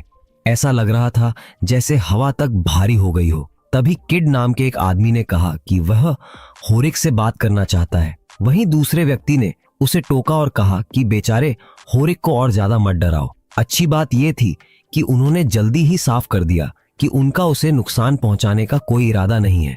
साथ ही उन्होंने उसे एक महत्वपूर्ण बात भी बताई। सोलिट्यूड नाम की इस प्रिजन में अनगिनत नजरें हमेशा ओल्ड मैन एजर पर टिकी रहती हैं। जो भी किसी तरह उससे जुड़ जाता है, उसके लिए खतरा कई गुना बढ़ जाता है। चाहे किसी के पास दर्जनों जाने भी हों, शायद वह कीमत चुकाने के लिए काफी न हो। एजर पर नजर रखने वाले ऐसे मॉन्स्टरस बीइंग्स थे जिनकी तरफ देखने की हिम्मत ये 4th लेवल ऑफेंडर्स तक नहीं करते थे। यही वजह थी कि वे बार बार होरिक को वार्निंग दे रहे थे कि अब से उसे हर कदम बहुत सोच समझकर उठाना होगा। इसके बाद किड आगे बढ़ा और उसने होरिक के शरीर पर लगी बाहरी चोटों का इलाज कर दिया। उस आदमी ने होरिक के मन को शांत करने के लिए एक प्रेयर भी पढ़ी। वहां से बाहर निकलने के बाद ही उन लोगों ने राहत की सांस ली। वे मन ही मन खुश थे कि उनकी मुलाकात ओल्ड मैन एगर से नहीं हुई। दूसरी तरफ जैसे ही होरिक की हालत थोड़ी बेहतर हुई और वह फिर से चलने लायक बना, वह अकेला ही अंधेरे कॉरिडोर में अपने साथियों को ढूंढने निकल पड़ा। धीरे धीरे डिस्पेयर फिर से उसे घेरने लगा था।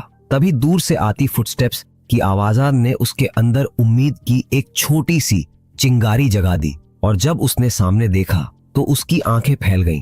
उसके सामने ओल्ड मैन एगर और मोनरॉक का ग्रुप खड़ा था। होरिक खुशी और हैरानी से भर गया। उसके मुंह से तुरंत निकला, तुम लोग अभी भी जिंदा हो। वह अच्छी तरह जानता था कि उसका और बाकी लोगों का रिश्ता इतना गहरा नहीं था। उनके पास अपनी जान खतरे में डालकर उसे ढूंढने की कोई खास वजह नहीं थी। जब उसे पता चला कि वे लोग सिर्फ एगर की गाइडेंस की वजह से उसे ढूंढ पाए हैं, तो होरिक ने झुककर ओल्ड मैन का धन्यवाद किया। वहीं मोनरॉक मुस्कुराते हुए उसका स्वागत करने लगा। बाद में जब बाकी लोगों को पता चला कि होरिक का इलाज एक 4th लेवल ऑफेंडर ने किया था और वह आदमी कॉन्स्टलेशन ऑफ लाइट का बिलीवर था, तो सभी ने राहत की सांस ली। वे खुश थे कि उसकी मुलाकात डार्क वॉइड सीट के फॉलोअर्स से नहीं हुई, लेकिन जीरो को उनकी बातें बिल्कुल समझ नहीं आ रही थीं। तब उसे बताया गया कि इस यूनिवर्स में 2 गॉड लाइक पावर्स मौजूद हैं। पहली थी कॉन्स्टलेशन ऑफ लाइट और दूसरी थी डार्क वॉइड सीट। कोई भी व्यक्ति इनमें से जिस साइड को मानता था, वह लगभग हमेशा उसका फैनेटिक फॉलोअर बन जाता था। उन्हें पूरा विश्वास था कि उनकी फेथ मरने के बाद उन्हें एक बेहतर दुनिया तक पहुंचाएगी। यहाँ तक कि सॉलिट्यूड नाम की इस प्रिजन के अंदर भी इन डिवाइन पावर्स को मानने वाले लोग अलग अलग फैक्शंस में बांटे हुए थे। होरिक का इतने डेंजरस कॉरिडोर से जिंदा लौट आना सिर्फ उसकी लक की वजह से नहीं था, ये इस बात का भी सबूत था कि उसके अंदर आगे बढ़ने की काफी पोटेंशियल मौजूद है। और उससे भी बढ़कर उसके अंदर जीने की जो जिद थी, उस पर ओल्ड मैन एगर की नजर पड़ चुकी थी। एगर के मन में अब धीरे धीरे एक प्लान बन रहा था। वह होरिक और बाकी लोगों को अपने फैंग्स में बदलना चाहता था। उसके लिए यह कोई नई बात नहीं थी, वह पहले भी ऐसा कई बार कर चुका था। उसके हिसाब से अगर पर्याप्त समय मिले तो यह करना मुश्किल नहीं होगा। लेकिन एक और चिंता लगातार उसके मन पर भारी पड़ रही थी। वह अच्छी तरह जानता था कि उसके पास बचा हुआ समय बहुत कम है। वह इस बारे में कुछ कह भी नहीं पाया था कि अचानक डेंजर उनके सिर पर टूट पड़ा। जैसे ही एक अजीब सी आवाज गूंजी, एगर ने बिना एक पल घुमाए फैसला कर लिया। उसने तुरंत सबको पूरी ताकत से भागने का आदेश दिया। अगले ही सेकंड एक भयानक गर्जना कॉरिडोर में गूंज उठी। उसी के साथ बिहेडर ने खुद को दिखा दिया। होरिक घबराकर पूछ बैठा, यह आखिर है क्या? और जैसे ही उसे पता चला कि यह ऐसा टेरिफाइंग क्रिएचर है जो 5th लेवल ऑनफेंडर्स को भी आसानी से मार सकता है, उसके चेहरे का रंग उड़ गया। बिहेडर हर कदम के साथ उनके और करीब आता जा रहा था और अगर वह उन्हें पकड़ लेता तो मौत बिल्कुल तय थी। इसलिए सभी लोग घबराकर तुरंत ओल्ड मैन एगर की तरफ देखने लगे, उम्मीद करते हुए कि शायद उसके पास कोई रास्ता होगा। लेकिन एगर तो पहले ही अपना फैसला कर चुका था। जब उसने इन लोगों को अपने प्रोटेक्शन में लेने का निर्णय कर लिया था तो वह किसी भी कीमत पर इन्हें यहाँ मरने नहीं देगा। वह अच्छी तरह जानता था कि बिहेडर का असली टारगेट सिर्फ वही है और अगर बाकी लोगों को बचाना था तो उसे ग्रुप से अलग होना ही पड़ेगा। बिहेडर तेजी से करीब आ रहा था, इसलिए ओल्ड मैन ने बिना देर किए आदेश दिया, सामने जो नैरो पासेज है तुरंत उसके अंदर जाओ। शुरुआत में बाकी लोगों को लगा कि शायद उस पैसेज का तंग रास्ता बिहेडर की स्पीड कम कर देगा, लेकिन एजर का चेहरा बेहद गंभीर था। उसने साफ कहा कि असली खतरा तो अब शुरू होने वाला है। फिर उसने स्पैरो को अपने पास बुलाया और आदेश दिया कि वह बाकी सबको लेकर फॉक रूट के रास्ते वापस सेल तक पहुंचे। रास्ता याद रखने के लिए उसने सीक्वेंस बताया, लेफ्ट राइट लेफ्ट, और खुद बिहेडर को दूसरी दिशा में ले जाएगा। स्पैरो ने तुरंत आदेश मान लिया और पूरा ग्रुप आगे बढ़ गया, लेकिन किसी ने भी उम्मीद नहीं की थी कि बिहेडर सीधे गेट को अपनी ताकत से तोड़ देगा और जबरदस्ती उस नैरो पैसेज में घुस आएगा। बिहेडर को ओल्ड मैन के पीछे जाते देखकर सभी के दिल डर से भर गए। जब होरिक ने कंफर्म किया कि बिहेडर सच में एजर के पीछे चला गया है तो मनरॉक गुस्से और फ्रस्ट्रेशन से भर उठा। उसे लग रहा था कि यह कॉरिडोर ऐसे मॉन्स्टर्स से भरा पड़ा है जो किसी नाइटमेयर से कम नहीं। दूसरी तरफ सीरो और गोड ने कहा कि उन्हें वापस जाकर ओल्ड मैन के साथ लड़ना चाहिए। वे उसे इस तरह अकेला छोड़ने को तैयार नहीं थे, लेकिन उनकी बात तुरंत खारिज कर दी गई। होरिक ने साफ शब्दों में कहा, ओल्ड मैन एजर जितने साल सॉलिट्यूड में जिंदा रहा है उतना हम सोच भी नहीं सकते। अगर वह इतने समय तक बचा रहा तो उसने हमसे कहीं ज्यादा भयानक चीजों का सामना किया होगा। उसने आगे कहा, इस बार उसने बिहेडर को इसलिए अपने पीछे लगाया ताकि हम लोग जिंदा बच सकें। उसकी नजर में अभी हम सिर्फ बर्डन हैं। अगर हम वापस गए तो उसकी मदद नहीं करेंगे बल्कि परेशानी बढ़ाएंगे। इसलिए सबसे सही काम यही है कि उसके इंस्ट्रक्शंस फॉलो करें और जितनी जल्दी हो सके सेल वापस पहुंच जाएं। यह सुनकर सभी चुप हो गए। उनका मन नहीं मान रहा था, लेकिन वे अपनी फीलिंग्स दबाकर आगे बढ़ते रहे। उधर दूसरी तरफ एजर को बिहेडर लगातार पीछा करते हुए लगभग कॉर्नर तक ले आया था, लेकिन तभी कुछ ऐसा हुआ जिसकी उसने उम्मीद नहीं की थी। बिहेडर अचानक बोलने लगा। वह मजाक उड़ाते हुए बोला, लगता है अब तुम्हारी सांसें जवाब देने लगी हैं और तुम्हारे पैरों में दर्द भी शुरू हो गया है। फिर वह हंसते हुए बोला, शायद मुझे तुम्हारे पैर ही काट देने चाहिए, फिर तुम्हें दर्द भी नहीं होगा। वैसे भी क्यों ना अपने आखिरी शब्द अभी बोल दो। यह सुनते ही एजर की आंखों में शक की चमक उभरी। उसके सामने खड़ा क्रीचर किसी माइंडलेस गोस्ट की तरह बिल्कुल भी बिहेव नहीं कर रहा था। आम हॉरर्स इस तरह बातचीत नहीं कर सकते थे और न ही किसी को इतनी साफ तरह से याद रख सकते थे। कुछ ही पलों में एगर ने निष्कर्ष निकाल लिया कि इस बिहेडर के पीछे कोई ऐसा व्यक्ति है जिससे वह पहले मिल चुका है, और सबसे ज्यादा संभावना एक ही नाम की थी, सेडर। जैसे ही यह नाम उसके मन में आया, कॉरिडोर में एक जानी पहचानी हंसी गूंज उठी। तभी अंधेरे कॉरिडोर में एक जानी पहचानी हंसी गूंजी और अगले ही पल सेडर सामने आ गया। उसने सबसे पहले ओल्ड मैन की शार्प सेंसेस की तारीफ की, फिर उत्सुकता से पूछा, आखिर तुमने कैसे पहचान लिया कि यह सब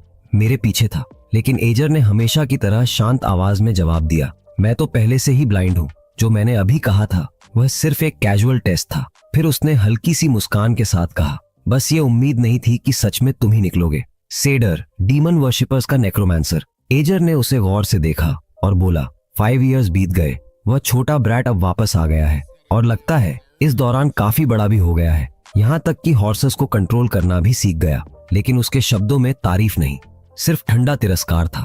उसने पूरी सर्टेनिटी के साथ कहा, 5 साल बाद भी तुम्हारे और मेरे बीच का गैप उतना ही बड़ा है। उसी समय सेडर के कंट्रोल में मौजूद बिहेडर ने फिर से एजर पर सैवेज अटैक कर दिया, लेकिन ओल्ड मैन की नजर में वह अब भी काफी नहीं था। दूसरी तरफ सेडर को एजर की बातों पर जरा भी भरोसा नहीं था। वह घमंड से बोला, पिछले 5 इयर्स मैंने सिर्फ ट्रेनिंग की है, अब मैं कॉरिडोर के हॉरर्स को कंट्रोल कर सकता हूँ, 5th लेवल ऑफेंडर्स तक को आसानी से मार सकता हूँ। फिर वह हंसते हुए बोला, आज तुम्हारे पास भागने का कोई चांस नहीं है, या तो चुपचाप सरेंडर कर दो या फिर मेरे सामने घुटने टेक दो। उसके चेहरे पर पूरा कॉन्फिडेंस था। उसे लगता था कि इन 5 इयर्स की कल्टीवेशन ने उसे इतना स्ट्रांग बना दिया है कि अब वह किसी को भी कुचल सकता है। लेकिन हकीकत कुछ और ही थी।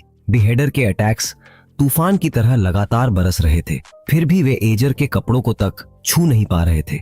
यह देखकर भी सेडर का घमंड कम नहीं हुआ। तब एजर ने शांत स्वर में कहा, मैं इस प्रिजन सॉलिट्यूड में पूरे 64 इयर्स से सरवाइव कर रहा हूँ। फिर उसने सवाल वापस सेडर पर फेंका, और तुम सिर्फ 5 इयर्स के साथ मेरे सामने खड़े होकर खुद की तुलना मुझसे कर रहे हो? आखिर तुम्हें यह हक किसने दिया? यह सुनते ही सेडर का चेहरा गुस्से से लाल हो गया, लेकिन एजर यही नहीं रुका। उसने सीधे उसकी सबसे बड़ी कमजोरी सामने रख दी। तुम रैंक्स और लेवल्स के पीछे इतने ऑब्सेस्ड हो चुके हो कि असली चीज देख ही नहीं पा रहे, उसने कहा।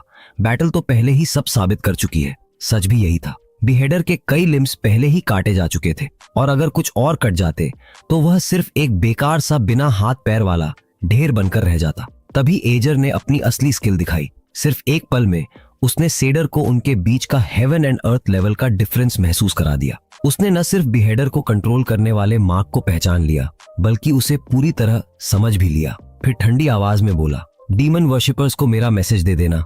उसकी आवाज में जरा भी हिचकिचाहट नहीं थी। तुम लोगों की सारी स्ट्रगल सिर्फ वेस्टेड एफर्ट है। अगले ही पल वह टेरिफाइंग बिहेडर धीरे धीरे पीछे हटने लगा और आखिरकार कॉरिडोर के गहरे अंधेरे में गायब हो गया। दूसरी तरफ हॉरिक और उसका ग्रुप अभी भी कॉरिडोर में रास्ता खोजने की कोशिश कर रहे थे। उनके दिल बेचैनी से भरे हुए थे। कुछ समय पहले जो भयानक धमाके और गर्जनाएं सुनाई दी थीं, वे लगातार उनके दिमाग में घूम रही थीं। सभी को डर था कि कहीं एगर के साथ कुछ बुरा तो नहीं हो गया, और यही चिंता उन्हें अंदर ही अंदर खाए जा रही थी। आखिरकार सिरो की नजर दूर जलती हुई आग की रोशनी पर पड़ी। जब सबने उस दिशा में देखा तो वे हैरान रह गए। वहां एजर बिल्कुल सही सलामत खड़ा था। पूरे ग्रुप की आंखें फैल गईं। अगले ही पल उनके चेहरे खुशी से भर उठे। किसी ने भी उम्मीद नहीं की थी कि एगर उनसे पहले वहां पहुंच जाएगा। एगर ने शांत आवाज में बताया कि सेल ब्लॉक के अंदर मचा सारा केओस अब खत्म हो चुका है। हालांकि सभी के मन में ढेर सारे सवाल थे, लेकिन जल्द ही उन्हें पता चला कि फायर सैलेमेंडर्स अपना शिकार खत्म करके सेल ब्लॉक छोड़ चुके हैं और अलग अलग दिशाओं में फैल गए हैं। उनके पीछे सिर्फ जली हुई डेड बॉडीज बची थीं। फिर ओल्ड मैन ने सिरो की तरफ देखा और कहा कि अब उसे सोलिट्यूड की सच्चाई को स्वीकार करना सीखना होगा। सिरो को हमेशा लगता था कि यहाँ सर्वाइवल का रूल बस इतना है कि वीक लोग मर जाते हैं, लेकिन एजर ने उसे एक बिल्कुल अलग जवाब दिया। उसने कहा, सॉलिट्यूड में कोई भी कभी भी मर सकता है। यही असली सच था। तभी बाकी लोगों को भी सॉलिट्यूड की असली नेचर समझ आने लगी। हर दिन इस प्रिजन में 1000 से भी ज्यादा क्रिमिनल्स फेंके जाते थे, और उनमें से अनगिनत लोग यहीं मर जाते थे। यहाँ लेवल, पर्सनालिटी, स्टेटस या एबिलिटी जैसी चीजों की कोई कीमत नहीं थी। डेथ हर समय सबके पीछे साये की तरह चलती रहती थी, और डार्कनेस हर कॉप्स को अपनी चादर में ढक लेती थी। कई बार तो लाइफ एक ही पल में खत्म हो जाती थी, बिना किसी रेजिस्टेंस के चांस के। यही इस प्रिजन सिस्टम का तरीका था। यह इनमेट्स को मारता रहता था और फिर उनकी जगह नए लोगों को भर देता था। यह साइकिल बार बार दोहराई जाती थी। कुछ समय बाद मॉर्निंग हेड काउंट शुरू हुई। जिस सेल ब्लॉक में पहले 95 इनमेट्स थे, वहां अब 90 लोग मर चुके थे और सिर्फ 5 सर्वाइवर्स बचे थे। इतनी कम संख्या बचने की वजह से उन 5 लोगों को जल्द ही बता दिया गया कि उन्हें दूसरे सेल ब्लॉक्स में ट्रांसफर किया जाएगा। यह खबर सुनते ही सभी के चेहरे उतर गए। ट्रांसफर से पहले एजर ने उन्हें जल्दी जल्दी कुछ जरूरी वार्निंग्स दी। उसने कहा कि रीअसाइनमेंट के बाद सबसे ज्यादा संभावना यही है कि वे सभी अलग अलग जगह भेज दिए जाएंगे। फिर उसने खास तौर पर समझाया कि रीअसाइनमेंट के बाद अक्सर एक घटना होती है जिसे रिलीज एंड ओपनिंग कहा जाता है। अगर उनमें से किसी को जंगल सेक्टर में भेजा जाए तो उसे किसी भी हालत में सी की तरफ भागना होगा। यह सुनकर सब और भी कंफ्यूज्ड हो गए। उनकी समझ से बाहर था कि ऐसी प्रिजन के अंदर जंगल कैसे हो सकता है, लेकिन कंफ्यूजन के बीच वही हुआ जिसका डर था। सभी लोग अलग अलग कर दिए गए।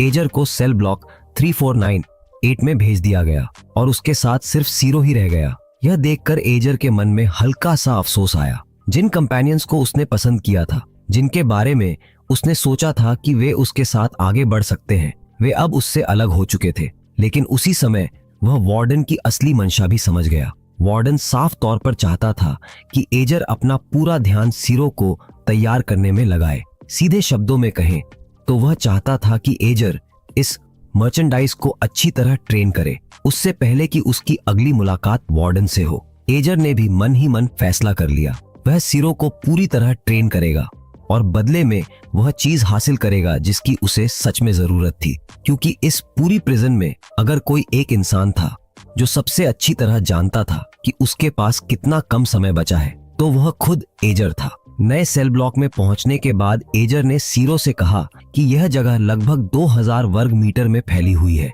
यानी उनके पुराने सेल ब्लॉक से करीब 4 गुना बड़ी। इकोस को सुनकर उसने अंदाजा लगाया कि यहाँ शायद 300 के आसपास इनमेट्स मौजूद हैं। उन दोनों के आते ही बाकी प्रिजनर्स का ध्यान उनकी तरफ खिंच गया। कुछ लोगों ने एक बूढ़े आदमी और एक छोटे लड़के को देखा और उनके मन में तुरंत बुरे इरादे पैदा हो गए। कुछ तो खुलेआम कहने लगे कि वे उस बूढ़े आदमी को अपना स्लेव बना लेंगे। वहीं कुछ लोग सिरो को घूरते हुए बेहिचक बोले कि वह तो ऐसा लग रहा है जैसे उसका स्वाद अच्छा होगा।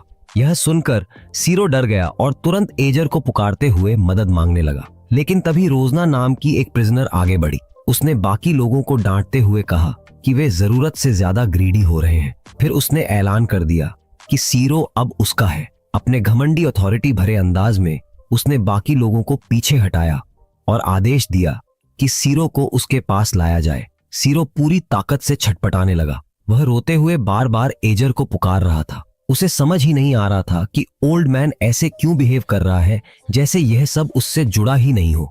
लेकिन तभी जब सिरो को जबरदस्ती घसीटा जा रहा था, उसका शरीर अचानक बेकाबू होकर जोर जोर से कांपने लगा। रोजना ने यह देखा तो तुरंत अपने आदमियों पर चिल्लाई और उन्हें निकम्मा कहकर गालियां देने लगी। उसे लगा कि उन्होंने लड़के को पकड़ते समय कुछ गड़बड़ कर दी है। लेकिन दूसरी तरफ एगर के मन में हल्की सी एक्साइटमेंट जागी। आखिरकार वह उस मर्चेंडाइजर की असली वैल्यू देखने वाला था। उसने ठंडी नजरों से सिरो के कांपते हुए शरीर को देखा और जानबूझकर तुरंत दखल नहीं दिया। वह देखना चाहता था कि लड़के के अंदर कितना पोटेंशियल छिपा हुआ है। उधर रोजना को सिरो का अचानक वायलेंट हो जाना काफी मजेदार लगा। उसने तुरंत अपने आदमियों को आदेश दिया कि लड़के को दबोच लो। उसके सबोर्डिनेट्स बिना देर किए आगे बढ़े और सिरो को जबरदस्ती काबू करने की कोशिश करने लगे। लेकिन सिरो ने पूरी ताकत से विरोध किया। हैरानी की बात यह थी कि कुछ ही पलों में उसने पलटा मार दिया और उल्टा उन्हीं लोगों को दबाने लगा। यह देखकर एक आदमी का गुस्सा भड़क उठा। फिर भी कुछ खास वजहों से वह सिरो को सीधे मार नहीं सकता था, इसलिए वह सिर्फ उसे फोर्स करके सबमिट करवाने की कोशिश करता रहा। मगर सिरो हार मानने को तैयार नहीं था। उसकी लगातार रेजिस्टेंस देखकर एक दूसरा इनमेट और भी गुस्से में आ गया। वह आगे बढ़ा और अपने ही आदमी के मुंह पर जोरदार थप्पड़ मार दिया। फिर उसे सबके सामने डांटते हुए बोला, तुमसे एक बच्चा तक कंट्रोल नहीं हो रहा। बेचारा सबॉर्डिनेट इतना डर गया कि ठीक से सांस लेने की भी हिम्मत नहीं कर पा रहा था। लेकिन इसी संघर्ष के बीच अचानक एजर आगे बढ़ा और उनके रास्ते में खड़ा हो गया। रोजना के आदमियों ने उसे देखते ही गुस्से से चिल्लाकर कहा, बूढ़े आदमी, तुम्हारी हिम्मत तो देखो, दफा हो जाओ यहाँ से। लेकिन एजर ने सिर्फ अपना हाथ हल्का सा झटका। अगले ही पल उनमें से कई लोग जमीन पर पड़े कराह रहे थे। एजर ने शांत नजरों से बेहोश पड़े सिरो की तरफ देखा। भले ही लड़का अभी सेकंड लेवल ऑफेंडर को हराने जितना स्ट्रांग नहीं था, लेकिन ओल्ड मैन ने उसके टैलेंट को असाधारण माना। उसके हिसाब से सिरो में इतना पोटेंशियल था कि उसे जरूर ट्रेन किया जाना चाहिए। दूसरी तरफ रोजना का चेहरा गुस्से से भर गया। उसे लगा कि एजर सीधे सीधे मौत को न्योता दे रहा है। लेकिन एजर बिल्कुल भी परेशान नहीं हुआ। उसने शांत आवाज में कहा, मेरी उम्र में अब मुझे सिर्फ अंडरवर्ल्ड के मैसेंजर से डरना चाहिए और किसी से नहीं। उसकी यह बात सुनते ही रोजना का गुस्सा 7वें आसमान पर पहुंच गया। उसने तुरंत कसम खाई कि वह बूढ़े आदमी के हाथ पैर बांध देगी और उसे टुकड़ा टुकड़ा करके तब तक टॉर्चर करेगी जब तक वह बिना किसी दया के मर न जाए। माहौल इतना खतरनाक हो चुका था कि किसी भी पल लड़ाई शुरू हो सकती थी। लेकिन तभी मागन अचानक सामने आ गया और समय रहते रोजना को रोक लिया। रोजना तुरंत भड़क उठी और चिल्लाकर बोली, वह लड़का और बूढ़ा आदमी पहले मेरे शिकार हैं, बेहतर होगा तुम बीच में मत पड़ो। लेकिन मैगन पीछे हटने वालों में से नहीं था। दोनों पक्ष आमने सामने खड़े हो गए। ऐसा लग रहा था जैसे अगले ही पल लड़ाई छिड़ जाएगी। पूरे सेल ब्लॉक का टेंशन चरम पर पहुंच गया। तभी अचानक स्क्वायर हेड्स का एक घना झुंड वहां दिखाई दिया। उनकी मौजूदगी ने माहौल बदल दिया और रोजना को फिलहाल पीछे हटना पड़ा। दूसरी तरफ एगर खुद भी थोड़ा हैरान था। उसे समझ नहीं आ रहा था कि मगन ने आखिर उसकी मदद क्यों की। मगन सीधे उसके पास आया और बिना घुमाए फिराए अपनी बात कह दी। उसने बताया कि 1 ईयर पहले जंगल सेक्टर में एगर ने उसकी जान बचाई थी। भले ही ओल्ड मैन को अब वह घटना याद न हो, लेकिन मगन वह एहसान कभी नहीं भूला। उसने कहा कि उसी दिन से वह एजर का कर्जदार है और जरूरत पड़ी तो उसका साथ देने को भी तैयार है। इतना ही नहीं, उसने वहीं अपने आदमियों को आदेश दे दिया कि आज से वे ओल्ड मैन को बॉस कहकर बुलाएं। यह सुनकर एजर बस बेबस होकर रह गया। उसके मन में यही आया कि वह उस उम्र से बहुत आगे निकल चुका है जहां लोग उसे बॉस कहकर पुकारे। कुछ समय बाद सिरो अचानक बिस्तर पर झटके से उठ बैठा। उसके सपनों में बार बार वही सीन्स आ रहे थे जहां लोग उसे सताते, अपमानित करते और कमजोर समझकर दबाते थे। तब तक एजर उसे सेल ब्लॉक 3498 में ले आया था। इसी दौरान मेगन ने एजर को यहाँ की पूरी सिचुएशन समझानी शुरू की। उसने बताया कि यह इलाका 3 मेजर फैक्शंस में बांटा हुआ है। पहला था मेगन का एक्स फैक्शन, जिसका लीडर खुद मेगन था। दूसरा था रोजना का फैक्शन, जो विप्स का इस्तेमाल करता था। और तीसरा था सोर्ड्समैन बीकन का फैक्शन। तीनों लीडर्स 3rd लेवल ऑफेंडर्स थे और तीनों एक दूसरे को बैलेंस में रखते थे। इसी वजह से यहाँ एक नाजुक सा संतुलन बना हुआ था। इस क्योटिक जगह में फैक्शंस के बीच साफ बांटवारा था। खासकर बाइकन के लोग बेहद एरोगेंट थे। वे खुलेआम लो टियर 1st लेवल ऑफेंडर्स का मजाक उड़ाते और उन्हें अपने पैरों के नीचे रेंगने वाले इंसेक्ट्स से ज्यादा अहमियत नहीं देते थे। लेकिन हैरानी की बात यह थी कि दूसरे फैक्शंस के प्रति हॉस्टाइल दिखने के बावजूद बीकन खुद हंटिंग से लौटने के बाद फूड और लूट शेयर करता था। जानकारी सुनने के बाद एजर ने मेगन का धन्यवाद किया और कहा कि फिलहाल उसे आराम करना है। फिर उसने मेगन को जाने के लिए कहा। दूसरी तरफ सिरो गिल्ट से भरा हुआ था। उसे लग रहा था कि वह बहुत कमजोर है और इसलिए लोग उसे आसानी से बुली करते हैं। यहाँ तक कि उसने यह भी सोचना शुरू कर दिया था कि शायद एजर ने उसकी मदद इसलिए नहीं की क्योंकि वह बहुत बेकार है। लेकिन एजर ने उसे धीरे से समझाया। उसने कहा, कोई इंसान स्ट्रांग है या वीक यह वह खुद तय नहीं करता, यह उस ओपोनेंट पर डिपेंड करता है जो उसके सामने खड़ा है। फिर उसने सिरो की तरफ देखते हुए कहा कि उसके अंदर असाधारण टैलेंट मौजूद है। भले ही उसे उस छोटी सी अवेकनिंग की कोई मेमोरी न हो, उसकी पोटेंशियल साफ दिखाई देती है। और एजर की नजर में सिरो अब भी ऐसा इंसान था जिसे ट्रेन करना पूरी तरह वर्थवाइल था। यही वजह थी कि एजर ने फैसला किया था कि वह साइरो को सिखाएगा कि अपने दिल के अंदर छिपे अंधेरे को कैसे बाहर निकाला जाए। उसी समय एगर ने उसे एक और महत्वपूर्ण बात समझाई। उसने कहा, खाली पेट कोई भी इंसान स्ट्रांग नहीं बन सकता। अगर तुम्हें ताकत चाहिए तो सबसे पहले ठीक से खाना सीखो। लेकिन इसके साथ ही उसकी आवाज अचानक गंभीर हो गई। उसने सिरो को चेतावनी दी, यहाँ सरवाइव करने के लिए अगर मॉन्स्टर्स और इंसेक्ट्स तक खाने पड़े तो खा लेना, लेकिन कभी उन लोगों जैसा मत बनना जिन्होंने जीने के लिए अपनी सारी ह्यूमैनिटी खो दी है, किसी भी कीमत पर नहीं। ये शब्द सीधे सिरो के दिल में उतर गए। उसी पल उसका रिजॉल्व पहले से कहीं ज्यादा मजबूत हो गया। उसने मन ही मन कसम खाई कि वह स्ट्रांग बनेगा और दोबारा कभी किसी के लिए बर्डन नहीं बनेगा। उसके दिल में सिर्फ एक इच्छा थी, किसी दिन अपनी ताकत के दम पर इस क्रूअल प्रिजन में सरवाइव करना और फिर अपने भाई लूकस से दोबारा मिलना। इसी दौरान प्रिजन में रिलीज फेज शुरू होने वाला था। हर फैक्शन अपने इस्तेमाल के लिए लोगों को ढूंढने में लग गई थी। दूसरी तरफ रोजना अपने डीमन गाइड को हालात की रिपोर्ट दे रहा था। बातों बातों में उसने कैजुअली बताया कि हाल ही में एक लॉन्ग हेयर्ड ओल्ड मैन जिसकी आंखों पर बैंडेजेस बंधी हुई थी और उसके साथ एक बच्चा इस सेल ब्लॉक में भेजे गए हैं। जैसे ही डीमन गाइड ने उस बूढ़े आदमी का डिस्क्रिप्शन सुना, उसका चेहरा तुरंत बदल गया। उसने बिना एक पल गंवाए खुद वहां जाने का फैसला कर लिया। रोजना यह सुनकर उत्साहित हो गया। उसने तुरंत वॉलंटियर करते हुए कहा कि वह एगर को पहले पकड़ लेगा और इस साधारण दिखने वाले बूढ़े आदमी को अपने सुपीरियर के लिए प्रे बनाकर पेश करेगा। लेकिन डीमन गाइड ने उसे ऐसे देखा जैसे वह किसी बेवकूफ को देख रहा हो। उसने तिरस्कार से हंसते हुए कहा, तुम यह कर ही नहीं सकते। फिर भी उसने रोजना को कोशिश करने से नहीं रोका। उधर एगर ने सिरो को बिल्कुल वैसा ट्रेनिंग नहीं दिया जैसा लड़के ने सोचा था। न कोई मार्शल आर्ट्स, न कोई फाइटिंग टेक्निक। इसके बजाय उसने कहा कि ऐसी बाहरी चीजें साइरो के लिए बेकार है। उसे जिस ताकत को समझना है वह पूरी तरह अलग है। इसलिए एजर ने सिरो को शांत होकर सांसों पर ध्यान देने को कहा और सामने फैले अंधेरे पर अपना पूरा फोकस लगाने को कहा। वह उसे उसके अपने इनर वर्ल्ड में ले जाने वाला था। एगर के निर्देशों का पालन करते हुए सिरो को पहले हल्का सा चक्कर आया, फिर अचानक सब कुछ बदल गया। अगले ही पल उसने खुद को एक अजीब और अनंत अंधेरी दुनिया में खड़ा पाया। डर ने तुरंत उसे जकड़ लिया। उसका दिल तेजी से धड़कने लगा और वह घबराकर जोर से एजर को पुकारने लगा। लेकिन तभी ओल्ड मैन की शांत आवाज उसके पास गूंजी। उसने धीरे से कायरो को शांत किया और कहा, यह तुम्हारा इनर वर्ल्ड है। अगर तुम्हें सच में स्ट्रांग बनना है तो सबसे पहले तुम्हें अपने अंदर छिपे अंधेरे को समझना और स्वीकार करना होगा। यह पहली बार था जब सीरो अपने दिल के शैडोज का इतनी सीधी तरह सामना कर रहा था। एजर ने उसे एक कदम आगे बढ़ाने को कहा और साथ ही चेतावनी दी, नीचे जमीन की तरफ मत देखना, सिर्फ अपनी ब्रीदिंग स्टेडी रखना। सीरो ने अपने मन में उठ रहे डर, चक्कर और बेचैनी को दबाने की पूरी कोशिश की। वह एजर के निर्देशों का पालन करता रहा।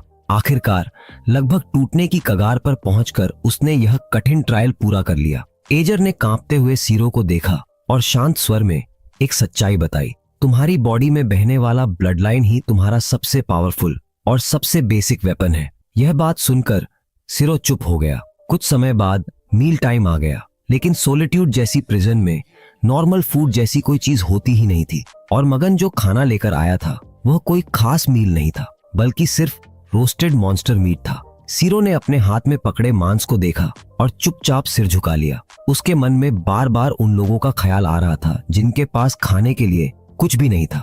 लेकिन एजर ने शांत स्वर में कहा, कॉरिडोर में सिर्फ हंटिंग करके यहाँ सबको जिंदा रखना नामुमकिन है। फिर उसने समझाया कि ऐसे लोगों के पास सरवाइव करने के अपने अलग तरीके होते हैं। और बहुत जल्द सीरो ने इस जगह की सबसे क्रूअल सच्चाई अपनी आंखों से देख ली। कुछ लोग जबरदस्ती दूसरों का सामान छीन रहे थे। इतना ही नहीं, जो साथी हंटिंग के दौरान मर गए थे उन्हें भी फूड और ट्रेड गुड्स की तरह इस्तेमाल किया जा रहा था। उनके शरीरों को बांटा जा रहा था, खरीदा बेचा जा रहा था। सबसे डरावनी बात यह थी कि लोग इस पर खुशियां मना रहे थे। वे किसी फेस्टिवल की तरह एक सो कॉल्ड मीट फीस्ट की तैयारी कर रहे थे। यह दृश्य देखते ही सीरो के पेट में जोरदार मरोड़ उठी। उसे इतनी घिन आई कि वहीं उल्टी आने लगी। लेकिन एजर ने तुरंत उसे रोक दिया और कहा, अगर तुम उल्टी करोगे तो तुम्हारी बॉडी और कमजोर हो जाएगी। उसी दौरान मेगन ने एक और महत्वपूर्ण बात बताई। उसने कहा कि बीकन ने अभी तक कोई बड़ा कॉन्फ्लिक्ट शुरू नहीं किया है। इसका मतलब यह नहीं कि उसमें हिम्मत की कमी है। असल में उसकी एम्बिशंस कहीं बड़ी हैं। वह यहाँ मौजूद हर इंसान को अपने कंट्रोल में लेना चाहता है और अपना सबो नर्डिनेट बनाना चाहता है। कुछ समय बाद बीकन ने खुद एजर से फेस टू फेस मिलने की इच्छा जताई। एजर ने यह इनविटेशन स्वीकार कर लिया और सीरो से कहा कि वह अकेले वापस चला जाए। मागन ने भी कहा कि वह सीरो की सुरक्षा के लिए 2 मैन भेज देगा। सीरो की निगरानी के लिए भेजे गए दोनों सबऑर्डिनेट्स पहले से ही नाराज थे। उन्हें जलन हो रही थी कि बाकी लोग बिकन के लाए हुए खाने का मजा ले रहे हैं, जबकि उन्हें एक बच्चे की रखवाली करनी पड़ रही है। सच तो यह था कि वे सीरो की रक्षा करना ही नहीं चाहते थे। धीरे धीरे उनके मन में और भी बुरे विचार आने लगे। सीरो अभी छोटा था और उनकी नजर में इसका मतलब था नरम और आसान मांस। उन्होंने तुरंत कुछ नहीं किया, सिर्फ इसलिए क्योंकि उन्हें अपने कैप्टन की सजा का डर था और यह भी डर था कि कहीं रोज ना उन्हें ही खाना न बना दे। दूसरी तरफ अकेला रह जाने के बाद सीरो पूरी तरह उलझन में पड़ गया। उसे समझ नहीं आ रहा था कि क्या वह कभी एगर जितना स्ट्रांग बन पाएगा। पहले जब भी उसके मन में सवाल आते, एगर असामान्य रूप से धैर्य दिखाता था और लगभग हर सवाल का जवाब देता था। सीरो हमेशा एजर की मॉन्स्टर जैसी ताकत देखकर हैरान रह जाता था। कई बार तो उसने सोचा कि शायद ओल्ड मैन इंसान ही नहीं है, लेकिन एजर सिर्फ मुस्कुरा देता और कहता कि वह वास्तव में एक ऑर्डिनरी ह्यूमन है। वह मैजिक इस्तेमाल नहीं कर सकता, लेकिन वह एक अलग तरह की एनर्जी को कंट्रोल कर सकता है। यह सुनकर सीरो की एडमिरेशन और बढ़ जाती थी। धीरे धीरे सवाल पूछते पूछते उसे यह भी पता चला कि एजर की उम्र ऑलरेडी 88 इयर्स है। उसकी कोई खास हॉबी नहीं थी। जब उसे नींद नहीं आती तब वह कॉरिडोर में टहलने निकल जाता था। उसके 2 करीबी दोस्त भी थे जिनकी पर्सनालिटीज एक दूसरे से बिल्कुल ऑपोजिट थी। लेकिन जब सीरो ने आखिरकार यह पूछा कि एगर इस सॉलिट्यूड नाम की प्रिजन में क्यों आया, तो पहली बार ओल्ड मैन की आवाज भारी हो गई। कुछ पल की चुप्पी के बाद उसने कहा कि उसकी पत्नी, जो बेहद खूबसूरत थी और जिसकी मुस्कान हमेशा गर्मजोशी से भरी रहती थी, अब इस दुनिया में नहीं रही। लेकिन एगर अपनी बात पूरी भी नहीं कर पाया था कि अचानक एक अजीब सी आवाज ने सीरो को जोर से वर्तमान में वापस खींच लिया। अगले ही पल हवा में चाबुक की तेज आवाज गूंजी और दरवाजा धड़ाम से खुल गया। एक बिल्कुल भी स्वागत न किया जाने वाला मेहमान अंदर आ चुका था। रोजना का असली निशाना तो बूढ़ा एगर था, लेकिन कमरे में नजर घुमाने के बाद उसे वहां सिर्फ अकेला सीरो दिखाई दिया। यह देखकर उसके चेहरे पर एक क्रूर मुस्कान फैल गई। उसने तुरंत उसका मजाक उड़ाते हुए कहा कि वह बिल्कुल उस छोटे कुत्ते जैसा लग रहा है जिसका मालिक उसे छोड़कर चला गया हो। सीरो के पास खुद को बचाने की कोई ताकत नहीं थी।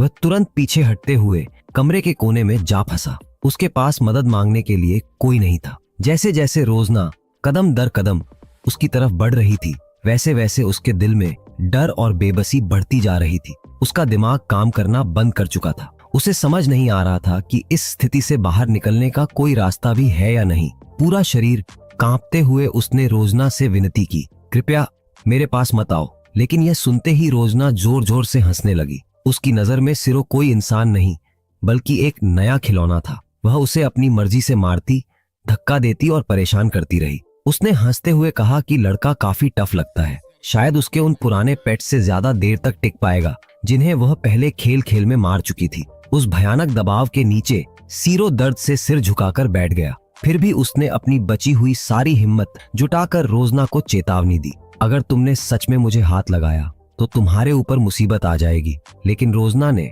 उसकी बात को बिल्कुल भी गंभीरता से नहीं लिया। उसने तिरस्कार से हंसते हुए कहा कि सिरो एक डरपोक बच्चे से ज्यादा कुछ नहीं है, जो सिर्फ कांप सकता है और डर के मारे आंखें पलट सकता है। धीरे धीरे उसका धैर्य भी खत्म होने लगा। उसने चिढ़कर कहा, अगर तुम्हें ट्रांसफॉर्म होना है तो जल्दी करो, जितनी देर लगा रहे हो उतने बोरिंग होते जा रहे हो। आखिर में उसने फैसला किया कि कुछ समय के लिए सीरो को अपने पास ही रखेगी और उससे खेलती रहेगी। साथ ही वह चुपचाप एजर के रिएक्शन का भी इंतजार कर रही थी। उसे यह देखने में बहुत मजा आने वाला था कि सीरो की वजह से कितना बड़ा हंगामा खड़ा हो सकता है। दूसरी तरफ एजर इस समय मगन और बीकन के साथ बैठा हुआ था। बीकन की नजर तुरंत एजर की गर्दन पर गई। वहां किसी भी तरह का रैंक मार्क नहीं था, जो इस सेल ब्लॉक में बेहद असामान्य बात थी, क्योंकि यहाँ रैंक ही सब कुछ माना जाता था। जब बीकन ने इसके बारे में पूछा तो एगर ने शांत स्वर में जवाब दिया, मैं बहुत पहले इस प्रिजन में आया था। उस समय प्रिजनर्स के बीच रैंक क्लासिफिकेशन जैसी कोई सिस्टम मौजूद ही नहीं थी। यह सुनकर बीकन और भी गंभीर हो गया जब उसे पता चला कि यह बूढ़ा आदमी न सिर्फ सोलिट्यूड के सबसे खतरनाक इलाकों में सालों तक जीवित रहा है, बल्कि जंगल नेटिव्स से अकेले लड़ चुका है। तो उसे तुरंत एहसास हो गया कि इस आदमी की ताकत सामान्य समझ से कहीं ज्यादा है। इसलिए उसने चुपचाप अपनी किलिंग इंटेंट की एक हल्की सी लहर छोड़ी ताकि एजर को टेस्ट कर सके। वह इतनी मामूली थी कि पास बैठा मेगन भी उसे महसूस नहीं कर पाया, लेकिन एजर ने उसे उसी पल पकड़ लिया। फिर भी उसके चेहरे पर कोई बदलाव नहीं आया, मानो कुछ हुआ ही ना हो। उल्टा पास बैठा मेगन अचानक सिहर उठा। उसकी रीढ़ में ठंडी लहर दौड़ गई और वह सोचने लगा कि शायद कई दिनों से ठीक से खाना न मिलने की वजह से ऐसा महसूस हो रहा है। लेकिन एगर का ध्यान अभी भी सिरों पर ही था, इसलिए वह ज्यादा देर रुका नहीं। वह अपनी जगह से उठा और जल्दी ही वहां से निकल गया। बेकन उसकी जाती हुई पीठ को चुपचाप देखता रहा। उस साधारण दिखने वाले बूढ़े आदमी के प्रति उसकी सावधानी और बढ़ चुकी थी। उसने मन ही मन एगर का नाम हमेशा के लिए याद कर लिया। उधर रोजना अपने इलाके में लौटने के बाद भी सिरो को लगातार इंसल्ट और टॉर्चर करती रही। उसने उसे इतना मारा कि उसका पूरा शरीर दर्द से जलने लगा। हालत ऐसी हो गई कि सिरो के लिए ठीक से आवाज निकालना भी मुश्किल हो गया। उस दर्द और अपमान के बीच एक पल ऐसा भी आया जब सिरो का मन डगमगा गया। उसने सोचना शुरू कर दिया कि शायद अगर वह हार मान ले, रोजना की बात मानकर उसका पेट बन जाए, तो शायद उसे कम तकलीफ झेलनी पड़े। शायद, बस शायद वह इतना लंबा जिंदा रह सके कि किसी दिन अपने खोए हुए बड़े भाई से फिर मिल पाए। लेकिन जैसे ही वह पूरी तरह निराशा में डूबने वाला था, अचानक रोजना के एक सबऑर्डिनेट ने भागते हुए अंदर प्रवेश किया। वह घबराई हुई आवाज में खबर देने लगा कि ओल्ड मैन एगर बड़ी संख्या में लोगों को साथ लेकर उनके टेरिटरी के सामने पहुंच चुका है। यह सुनते ही सिरो के अंदर बुझ चुकी उम्मीद फिर से जल उठी। उसे अचानक यकीन हो गया कि वह अभी भी अकेला नहीं है। उसके पास अभी भी एगर है जिस पर वह भरोसा कर सकता है। और सबसे बड़ी बात, इस बार बूढ़ा आदमी अकेला नहीं आया था। उसके पीछे लोगों का एक बड़ा समूह खड़ा था, जो देखने में ही एक पावरफुल फोर्स लग रहा था। यह नजारा देखते ही मगन गुस्से से चिल्लाया, रोजना, तुम अपनी मौत खुद बुला रही हो। लेकिन रोजना पहले की तरह ही घमंडी बनी रही। उसने उल्टा मगन का मजाक उड़ाया और उसे बूढ़े आदमी के पीछे घूमने वाला एक मामूली कीड़ा बताया। उसने सबके सामने खुलकर उसे उकसाना भी शुरू कर दिया। मगन का खून खौलने लगा और वह आगे बढ़ने ही वाला था कि एजर ने हाथ उठाकर उसे रोक दिया। उसके चेहरे पर अभी भी वही शांति थी। इस प्रिजन में इतना क्यूट जेम ढूंढना आसान नहीं है, इसलिए तुम चाहे कुछ भी कहो, मैं उस बच्चे को कभी नहीं छोड़ूंगी। एगर को उसकी बात सुनकर हंसी आ गई। उसे बिल्कुल भी अंदाजा नहीं था कि वह बच्चा असल में कितना इंपॉर्टेंट था। अगर तुम उसे अपने पास रखोगी तो तुम्हारा एंड सिर्फ डेथ होगा। लेकिन रोशना ने उसकी बात पर जरा भी भरोसा नहीं किया। उसकी नजर में यह सिर्फ एक ब्लफ था। मैगन अब खुद को रोक नहीं पाया। उसने अपनी ब्लेड उठा ली और रोशना पर टूट पड़ने के लिए तैयार हो गया। लेकिन एगर को लगा कि इसकी कोई जरूरत नहीं है, वापस चलो। इतना कहकर एगर सच में मुड़ा और अकेले ही वहां से चला गया। वापस लौटते हुए उसने सोचा, अगर मैं उसे थोड़ा देर से भी बचाऊं तो कोई फर्क नहीं पड़ेगा। वे सिरों को नहीं मारेंगे और मार भी नहीं सकते। मर्चेंडाइज को कोई नुकसान नहीं होगा क्योंकि वह पावरफुल वार्डन पूरी सिचुएशन पर हमेशा नजर रखता है। तभी अचानक एगर की नाक हल्की सी हिली। उसे एक बहुत फेमिलियर सेंट महसूस हुई। आज सिरो मुझे याद न भी दिलाता, तब भी मैं अपने पुराने साथी को नहीं भूलता। जब एगर कॉरिडोर में पहुंचा तो उसे एक आवाज सुनाई दी। सच में बहुत लंबा समय हो गया। यह आवाज उसी इंसान की थी जिसका जिक्र एगर ने आज सिरो से किया था। वह दोस्त जो बाहर से ठंडी लगती थी लेकिन अंदर से बहुत वार्म थी। एगर ने उसे देखकर कहा, लगता है गुजरते हुए तुमने मुझे देख लिया। उसके सामने खड़ी महिला का नाम एलिस था। उसके लंबे बाल उसके कंधों के आसपास लहरा रहे थे। उसने कहा, डार्कनेस की कंसंट्रेशन बहुत ज्यादा है, मैं इसे इग्नोर नहीं कर सकी, इसलिए हेलो कहने चली आई। वैसे तुम्हारी हेल्थ कैसी चल रही है? एगर का जवाब सुनते ही वह कुछ पल के लिए फ्रीज हो गई। मेरी हेल्थ बहुत खराब है, शायद मेरे पास अब ज्यादा टाइम नहीं बचा। यह सुनते ही एलिस ने डिसाइड कर लिया कि वह एगर की मदद करके सेल के सारे प्रिजनर्स को खत्म कर देगी। उसे महसूस हो गया था कि वहां डीमन वर्शिपर्स के कुछ सर्वेंट्स भी छिपे हुए हैं। लेकिन एगर ने तुरंत मना कर दिया। जिस मर्चेंडाइज को तुम्हें प्रोटेक्ट करना है वह अभी भी अंदर है। अगर तुम सबको साफ कर दोगी तो वह भी मर जाएगा। इसलिए जाओ, अपनी सिस्टर को ढूंढो और मेरी तरफ से उसे हेलो कह देना। यह सुनकर एलिस हल्का सा हंस पड़ी। मैं उसे बता दूंगी। उसके कदम ऐसे लग रहे थे जैसे वह जमीन पर नहीं बल्कि हवा में चल रही हो। अगले ही पल उसने अचानक एगर को गले लगा लिया। अगर तुम्हें कभी किसी चीज की जरूरत पड़े तो उसे कभी भी बता देना, तुम सबके बेनिफैक्टर हो। जैसे ही ये शब्द खत्म हुए वह अचानक गायब हो गई। एगर ने मन ही मन हंसते हुए सोचा, मैं चाहे कितना भी बेकार क्यों ना हो जाऊं, लेकिन अभी हालात इतने खराब नहीं हुए कि मुझे किसी बच्चे की मदद लेनी पड़े। इसके बाद उसने सेल का दरवाजा खोल दिया। लगता है मैं सच में बूढ़ा हो गया हूँ। पहले मैं हर प्रॉब्लम को सीधे फेस करता था, लेकिन अब बात अलग है। जैसे ही एगर कमरे के अंदर गया उसने नो स्टैंडिंग सिस्टम एक्टिवेट कर दिया। लाइटनिंग उसकी मूवमेंट को रोकने लगी, लेकिन उसके लिए यह कोई थ्रेट नहीं था।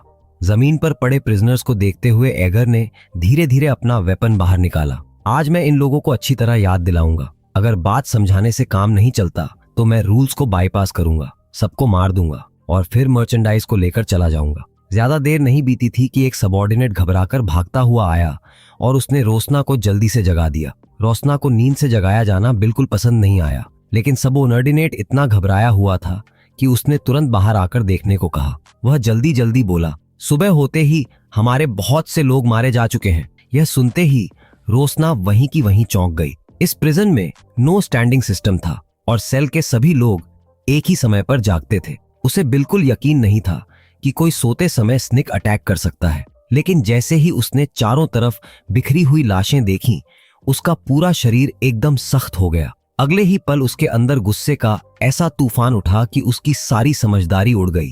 रोशना तुरंत पलटी और पीछे वाले कमरे की तरफ भागी। वहां पहुंचकर उसने देखा कि हैंडकफ्स तोड़ दिए गए थे और कैदी पहले ही गायब हो चुका था। गुस्से में उसने अपनी विप जोर से जमीन पर दे मारी। जरूर यह उस बूढ़े आदमी का काम है। उसने तुरंत बचे हुए सभी लोगों को इकट्ठा किया और बदला लेने की तैयारी शुरू कर दी। उधर एगर ने सिरो की तरफ देखा और पूछा, जागते ही तुमने इतना पानी पी लिया, अब कैसा महसूस कर रहे हो? सिरो तुरंत घुटनों के बल बैठ गया। मुझे फिर से बचाने के लिए धन्यवाद। इस बार के बाद मुझे समझ आ गया है कि मैं अभी भी बहुत कमजोर हूँ। फिर उसने सिर उठाकर सीधे एगर की तरफ देखा। दादाजी, मैं और मजबूत बनना चाहता हूँ। एगर ने संतुष्टि से सिर हिलाया। कम से कम इस बच्चे को अब अपनी हालत का थोड़ा अंदाजा तो हो गया था। तभी मैगन अंदर आया, लेकिन जैसे ही उसने सिरो को देखा वह हैरान रह गया। अरे, ये बच्चा वापस कैसे आ गया? एगर ने आराम से जवाब दिया, मैं खुद इसे वापस लेकर आया हूँ। फिर उसने कहा, जल्दी इन्वेंट्री चेक करो, हमें निकलने की तैयारी करनी होगी। वैसे भी हमें बीन से कुछ बात करनी है। थोड़ी देर बाद एगर, मैगन और बीन किसी जरूरी बात पर चर्चा कर रहे थे। तभी रोशना अपने लोगों को लेकर सीधे हमला करने पहुंच गई। बाहर काफी शोर शराबा हो रहा था। लेकिन एगर ने उसकी तरफ ध्यान तक नहीं दिया। वह सिर्फ अपने सामने बैठे उन दोनों नेताओं को देख रहा था और उनके जवाब का इंतजार कर रहा था। तभी रोसना गुस्से से चिल्लाई, ए बूढ़े आदमी, बाहर निकल। मैगन भी तुरंत गरज पड़ा, पागल औरत, क्या तुम सच में वॉर चाहती हो? रोसना की नजरें लगातार एगर पर टिकी हुई थीं। मेरे लोगों को तुमने मारा और उस बच्चे को भी तुम ही लेकर गए थे, है ना? यह सुनकर एगर कुछ पल के लिए चुप रह गया। उसे समझ नहीं आया कि यह औरत पहले अपनी हालत क्यों नहीं समझ रही। रोसना को यकीन ही नहीं हो रहा था कि एक बूढ़ा आदमी भी उसके सामने इतनी बेखौफी से खड़ा हो सकता है। लेकिन एगर को उससे बहस करने में कोई दिलचस्पी नहीं थी। उसने सिर्फ दोनों लीडर्स से कहा कि उसके प्रपोजल पर अच्छे से सोच ले। मैगन ने रोसना की तरफ तिरछी नजर से देखा और बोला, मैं तो पूरी तरह सहमत हूँ। बिकिन भी बोला, कुछ नुकसान तो होगा लेकिन वह एक्सेप्ट किया जा सकता है। फिर एगर ने रोसना की तरफ देखा और कहा, जो प्रपोजल मैंने इन्हें दिया है वह बहुत सिंपल है। चूंकि 40 लोग पहले ही मर चुके हैं तो क्यों ना आज एक बैंकेट रखा जाए और बचे हुए 60 लोगों को स्लेव बना लिया जाए। यह सुनते ही रोसना पूरी तरह सन्न रह गई। अब उसे समझ आया कि ये लोग आखिर क्या प्लानिंग कर रहे थे। पहले तीनों फैक्शंस के पास 100 लोग थे और उसी वजह से बैलेंस किसी तरह बना हुआ था। लेकिन अब दूसरी तरफ 200 लोग थे जबकि उसके पास सिर्फ 60 लोग ही बचे थे। रोसना के पास जीतने का जरा भी चांस नहीं था। यह बात समझते ही उसके दिल में डर घर कर गया। अगले ही पल सामने के 200 लोग समुद्र की लहर की तरह उसकी तरफ टूट पड़े। अब जाकर उसे पूरी तरह समझ आया कि दूसरी तरफ लोगों की संख्या बहुत ज्यादा थी। इस लड़ाई को जीतना नामुमकिन था। उधर एगर कत्लेआम के बीच से ऐसे गुजर रहा था जैसे यह सब उससे कोई मतलब ही नहीं रखता। रोसना भी होश में आई और अपनी विप घुमाते हुए पागलों की तरह भीड़ पर टूट पड़ी। लेकिन आखिरकार संख्या का फर्क बहुत बड़ा था। कुछ ही देर में कई ब्लेड्स और स्वॉर्ड्स ने उसके शरीर को आर पार कर दिया। लड़ाई खत्म होने के बाद एगर रोसना के टेरिटरी में पहुंचा। वहां ऊपर एक बीड लटक रही थी। उसे हाथ में लेकर देखते ही एगर समझ गया कि यह सेल की वाइटल एनर्जी से बनी हुई बीड है। उसने बिना हिचकिचाए उस बीड की वाइटल एनर्जी सीधे अपने मुंह में खींच ली। तुरंत उसे महसूस हुआ कि अब वह कुछ और दिन जिंदा रह सकता है। फिर उसने धीरे से बीड की तरफ देखते हुए कहा, इन सारी परेशानियों की वजह से मुझे वार्डन से मिलने में देर हो गई। फिर उसकी आवाज थोड़ी ठंडी हो गई। डार्कस, तुम सुन रहे हो, है ना? पिछली बार मैंने सैडल का उस घोस्टली क्रिएचर से कनेक्शन जबरदस्ती काट दिया था। वो कहीं पूरी तरह इडियट तो नहीं बन गया? और सुनो, दोबारा मुझे ढूंढने मत आना वरना तुम्हें पछताना पड़ेगा। दूसरी तरफ बीड के जरिए सब सुन रहा डार्कस हंस पड़ा। ये बूढ़ा इतना बकवास क्यों कर रहा है? क्या ये डर गया है? तभी एगर ने 2 उंगलियों के बीच बीड को दबाया और उसमें दरार पड़ गई। तुम्हें लगता है मैं तुमसे डरता हूँ? जो लोग बार बार मुझे परेशान करते हैं उनका सिर्फ एक ही अंजाम होता है, मौत। इतना कहकर उसने बीड को पूरी तरह कुचल दिया। उसी समय सेल 6879 में लेवल 8 क्रिमिनल और वैम्पायर किंग एंडुरस आराम से बैठकर रेड वाइन पी रहा था। तभी अचानक कोई जोर से दरवाजा खोलकर अंदर घुस आया। यह व्यक्ति था लेवल 8 क्रिमिनल और डीमन वर्शिपिंग लीजन का कमांडर डार्कस। एंडुरस ने उसकी तरफ देखा और बोला, अगली बार थोड़ा मैनर्स भी दिखा लिया करो। लेकिन डार्कस ने सीधे कहा, तुम भी मेरी तरह लोनलीनेस में वॉइड सीड के फॉलोअर्स में से एक हो, इसलिए मेरे साथ मिलकर एगर से निपटो। उसने मेरे एक डिसाइपल को इडियट बना दिया है और वह डिसाइपल मेरे लिए बहुत इंपॉर्टेंट है। एंडुरस ने बिना सोचे समझे मना कर दिया, लेकिन मन ही मन उसका मजाक उड़ाने लगा। आखिर ब्लैक मैजिशियंस कब से मास्टर और डिसिप्लिन की परवाह करने लगे?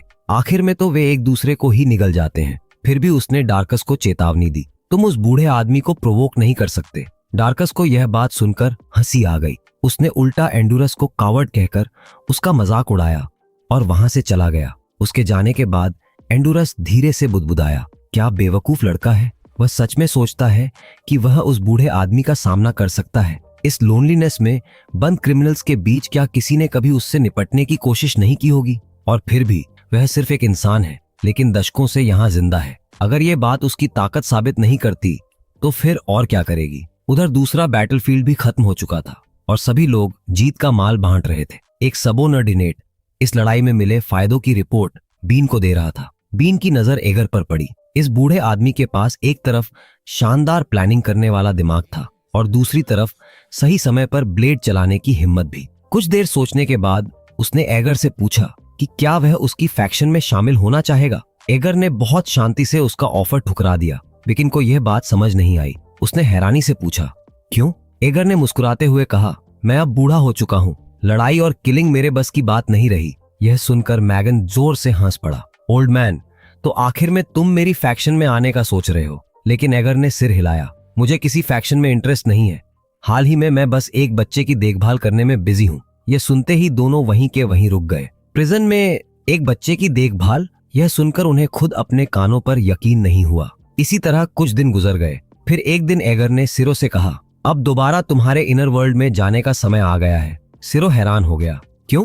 एगर ने सिर्फ इतना कहा, अगर तुम्हें अपना रास्ता ढूंढना है तो यह करना ही होगा। फिर उसने सिरो को बैठने के लिए कहा। तैयार हो जाओ, हम शुरू कर रहे हैं। अगले ही पल सिरो फिर से अपने इनर वर्ल्ड में पहुंच गया। तभी एगर की आवाज उसके कानों में गूंजी। आज यहाँ आने के बाद ये कितनी बार हुआ है? इस बार थोड़ा और आगे चलने की कोशिश करो। सिरो के मन में बहुत कंफ्यूजन था। वह हमेशा सोचता था कि एगर उसे कॉम्बैट स्किल्स सिखाएगा, लेकिन एगर बार बार उसे इनर वर्ल्ड में भेजकर ट्रेनिंग करवा रहा था। चलते हुए उसके पैरों के नीचे वे सारी यादें उभरने लगीं जिन्हें वह सबसे ज्यादा भूलना चाहता था। वे दर्दनाक यादें जिन्हें छूने से अच्छा वह फिर से मार खाना और घायल होना पसंद करता। लेकिन उसे पता था कि दादाजी ऐसा किसी वजह से करवा रहे हैं। कुछ देर बाद सिरो उस दुनिया के आखिरी किनारे एक क्लिफ तक पहुंच गया। उसने एगर से पूछा, अब मुझे क्या करना चाहिए? लेकिन एगर का जवाब सुनकर वह जम गया। आगे चलते रहो। सिरो ने सामने देखा। वहां कुछ भी नहीं था, सिर्फ खाली हवा। एगर की ठंडी आवाज फिर गूंजी, अगर तुम्हें मजबूत बनना है तो आगे बढ़ो। सिरो के चेहरे पर पसीना बहने लगा। डर उसके पूरे शरीर पर हावी हो चुका था। लेकिन अगर उसे मजबूत बनना था तो पीछे हटने का सवाल ही नहीं था। कांपते हुए कदमों से वह धीरे धीरे क्लिफ की तरफ बढ़ा।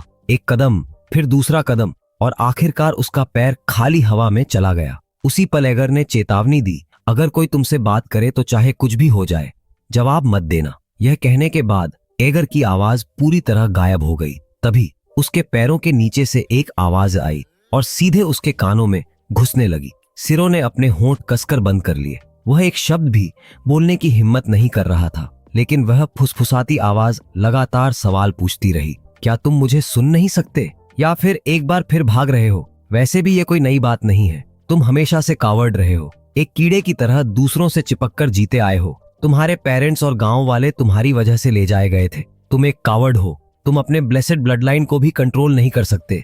मर जाओ। हर शब्द सिरो के सीने पर भारी पत्थर की तरह गिर रहा था। उसे लग रहा था जैसे उसका सीना कुचला जा रहा हो। सांस लेना भी मुश्किल हो गया था। तभी उसकी नजर के कोने में एक मॉन्स्टर दिखाई दिया। जैसे ही उनकी नजरें मिली, वह मॉन्स्टर सीधे सिरो की तरफ झपटा और उसे काटने दौड़ा। ठीक उसी क्रिटिकल मोमेंट पर इगर ने हाथ बढ़ाया और जबरदस्ती सिरो को वापस खींच लिया। अगले ही पल सिरो ने अपनी आंखें खोल दी। उसके पूरे शरीर की नसें उभर आई थीं। साफ दिख रहा था कि वह अभी भी कुछ देर पहले वाले डर से पूरी तरह बाहर नहीं निकल पाया था। इगर ने उसकी तरफ देखा और शांत आवाज में कहा, कंग्रेचुलेशंस, तुमने अपने दिल के अंदर छिपे डार्कनेस का सामना कर लिया। तभी सिरो को एहसास हुआ कि उसका शरीर पहले से बड़ा लग रहा था। फिर एगर ने उसकी तरफ देखकर कहा, अब से तुम जो भी सीखना चाहो मैं तुम्हें सब सिखाऊंगा। इसके बाद एगर ने सिरो से कहा, अब अपनी पूरी ताकत के साथ मुझ पर हमला करो। मैं तुम्हें कॉम्बैट स्किल्स तब तक सिखाऊंगा जब तक तुम अपने दम पर सरवाइव करने लायक नहीं बन जाते। उसकी बात पूरी भी नहीं हुई थी कि एगर ने सीधे सिरो की तरफ एक पंच मार दिया। हैरानी की बात यह थी कि सिरो ने फुर्ती से हटकर उस पंच को डॉज कर लिया, लेकिन अगले ही पल एगर का दूसरा पंच पहले से ही उसके सामने पहुंच चुका था। इस बार पंच की ताकत अचानक फट पड़ी और सिरो सीधा दूर जा गिरा। फिर एगर ने कहा, अगर तुम्हें अपनी कॉम्बैट एबिलिटी इंप्रूव करनी है तो तुम्हें कई तरीके सीखने होंगे।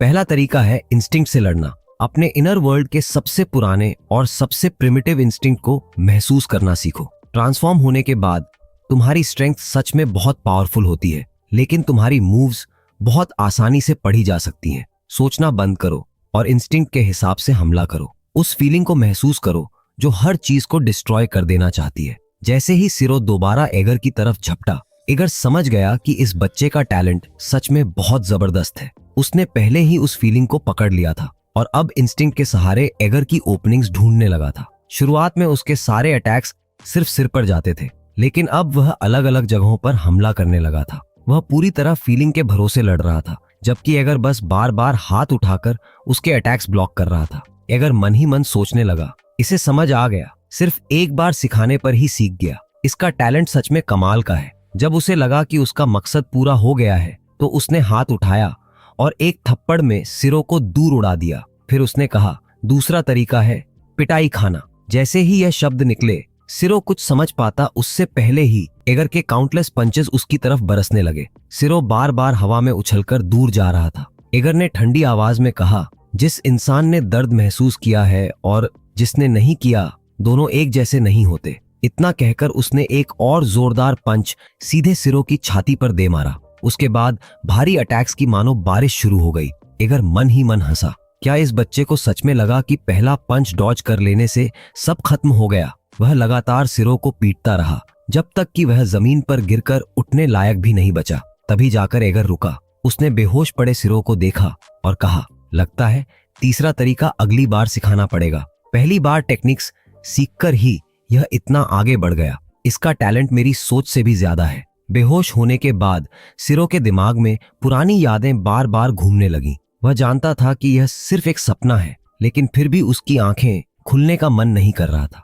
चाहे उसके पिता हमेशा उसके भाई को ज्यादा पसंद करते रहे हों, चाहे उन्होंने उससे कभी प्यार न किया हो, चाहे उन्होंने उसे लोनलीनेस में धकेल दिया हो, फिर भी वह उन्हें याद करता था। धीरे धीरे सिरो की आंखों के कोनों से आंसू बहने लगे और उसने अपनी आंखें खोल दी। एगर ने उसके शरीर को ध्यान से देखा और हल्की सांस छोड़ी। जैसा सोचा था, वेयरवुल्फ की रिकवरी एबिलिटी सच में बहुत मजबूत होती है। इसके बाद एगर सिरो को सेल बिल्डिंग की सबसे ऊंची जगह पर ले गया और कहा, ध्यान से देखो वहां उन क्रिमिनल्स को। सिरो ने नीचे देखा तो सभी क्रिमिनल्स गहरी नींद में सोए हुए थे। उसके चेहरे पर कंफ्यूजन साफ दिखाई दे रहा था। यह देखकर एगर बोला, हाँ अभी स्लीपिंग टाइम ही है। बताओ नो स्टैंडिंग सिस्टम को पार करके कैसा लग रहा है? ये हैक है। सिरो की आंखें चौड़ी हो गईं। एगर ने आगे कहा, सिर्फ वही लोग इस प्रिजन के रूल्स तोड़ सकते हैं जो अपने दिल के डार्कनेस का सामना कर लेते हैं। सिरो ने अविश्वास से अपने दोनों हाथों को देखा। तो मैं भी दादाजी की तरह बन सकता हूँ? उधर एगर उस मर्चेंडाइज को इतनी तेजी से ग्रो करते हुए देख रहा था। वह अच्छी तरह जानता था कि बहुत जल्द वह इसे उन पिल्स के बदले ट्रेड कर सकेगा जो एजिंग की स्पीड को धीमा कर देती हैं। सालों से एगर अपनी पावर का जरूरत से ज्यादा इस्तेमाल करता आया था और अब उसका शरीर इसे सहन करने लायक नहीं बचा था। वह इतने समय से इस सच्चाई से बचता रहा, लेकिन अब इसे खत्म करने का समय आ गया था। और फिर उसके सामने डेथ वॉरलॉक सैडल, विप विच रोसना और डीमन वर्शिपिंग लीजन का कमांडर डार्कस भी थे जो उन सबको कंट्रोल करता था। एगर अब तक इन सबसे बचता आया था, लेकिन देर सवेर उसे उनका सामना करना ही था। अब मूव करने का समय आ गया था। इसी बीच सेल में हर कोई अपने वेपन्स चेक कर रहा था, क्योंकि रिलीज किसी भी समय शुरू हो सकता था। इतनी भागदौड़ देखकर सिरो ने हैरानी से पूछा, सब लोग इतने बिजी क्यों हैं? एगर ने जवाब दिया, आज रिलीज डे है। रिलीज एक सिस्टम था जिसे क्रिमिनल्स की अलग अलग प्रिपरेशंस के लिए बनाया गया था और आज बहुत से लोग मरने वाले थे। तभी सेल के अंदर मौजूद मॉनिटर में अचानक एक वर्चुअल विंडो खुल गई। उस विंडो से एक आवाज आई, रिलीज शुरू होने वाला है। अगले ही पल सुनहरी रोशनी ने सभी को घेर लिया। हर किसी को उस गोल्डन लाइट ने जबरदस्ती टेलीपोर्ट करके 8972 के लोअर कॉरिडोर में पहुंचा दिया। बहुत से क्रिमिनल्स पहली बार रिलीज का अनुभव कर रहे थे।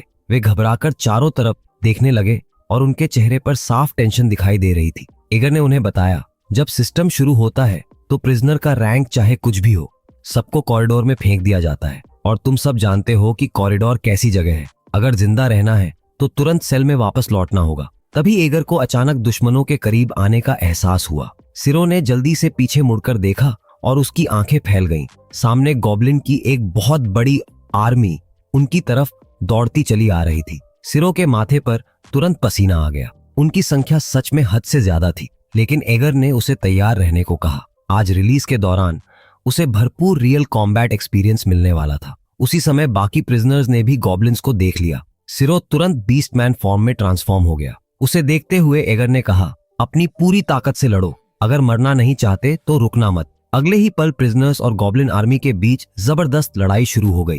एक गॉब्लिन अकेले में बहुत ताकतवर नहीं था, लेकिन उनकी संख्या किसी का भी दम घोंट देने के लिए काफी थी। सिरो अपने क्लॉज से लगातार हमला कर रहा था और गॉब्लिन्स की भीड़ को पीछे धकेल रहा था, लेकिन तभी वह अचानक रुक गया। उसके सामने एक छोटा गॉब्लिन खड़ा था। एक पल के लिए सिरो को उस पर दया आ गई, मगर अगले ही सेकंड उसके आसपास छिपे गॉब्लिन्स ने अचानक स्निक अटैक कर दिया। कई ब्लेड्स उसकी तरफ आ गईं और सिरो को तुरंत समझ आ गया कि वह फंस चुका है। तभी उस छोटे गॉब्लिन ने सिर उठाकर एक चालाक मुस्कान दिखाई। उसी पल एगर बिजली की तरह वहां पहुंचा और अगले ही सेकंड वे गॉब्लिन लड़ाई से बाहर हो चुके थे। फिर एगर ने सिरो की तरफ देखकर कहा, बैटल के दौरान कभी हेजिटेट मत करना। अभी तुम्हें सबसे जरूरी चीज सीखनी है।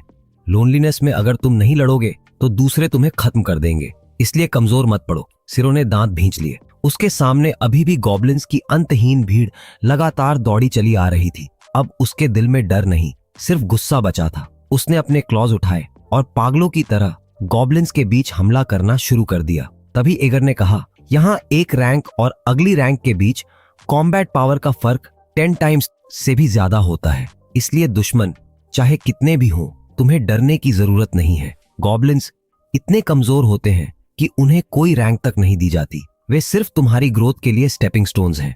कुछ ही देर में उनके आसपास गॉब्लिन्स की लाशों का ढेर लग गया। जब सारे गॉब्लिन्स खत्म हो गए तो कॉरिडोर के आखिर में मौजूद बड़ा गेट धीरे धीरे खुलने लगा। गेट के पीछे कई अलग अलग रास्ते दिखाई दिए।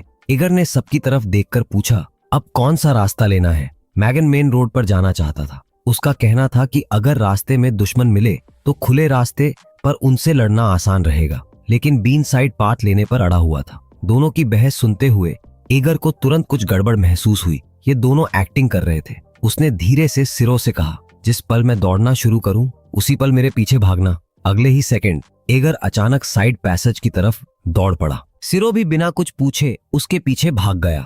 मैगन और बीन दोनों को उम्मीद नहीं थी कि एगर अचानक ऐसा करेगा। दोनों कुछ पल के लिए वहीं खड़े रह गए। काफी देर तक भागने के बाद जब सिरो की सांसें तेज हो गईं, तब जाकर एगर रुका। सिरो ने हैरानी से पूछा, दादाजी हम भाग क्यों रहे हैं? एगर ने जवाब दिया, जितने ज्यादा लोग होते हैं उतना ही आसान टारगेट बन जाते हैं। रिलीज को सेफली हैंडल करने का सबसे अच्छा तरीका होता है छोटे ग्रुप्स में सेल वापस जाना, लेकिन वे सबको एक साथ ले जाना चाहते थे। ये बहुत सस्पिशियस था और सबसे बड़ी बात, रिलीज पहली बार होने के बावजूद उन्हें जरा भी डर नहीं था। सिरो ने उत्सुकता से पूछा, क्या इसलिए क्योंकि उनके पीछे कोई है? एगर ने गहरी सांस ली। ये बात तो एक बच्चा भी समझ सकता है। तभी उन्हें पैरों की आवाज सुनाई दी। बीन अपने लोगों के साथ उनकी तरफ आ रहा था। उसके चेहरे पर ठंडी मुस्कान थी।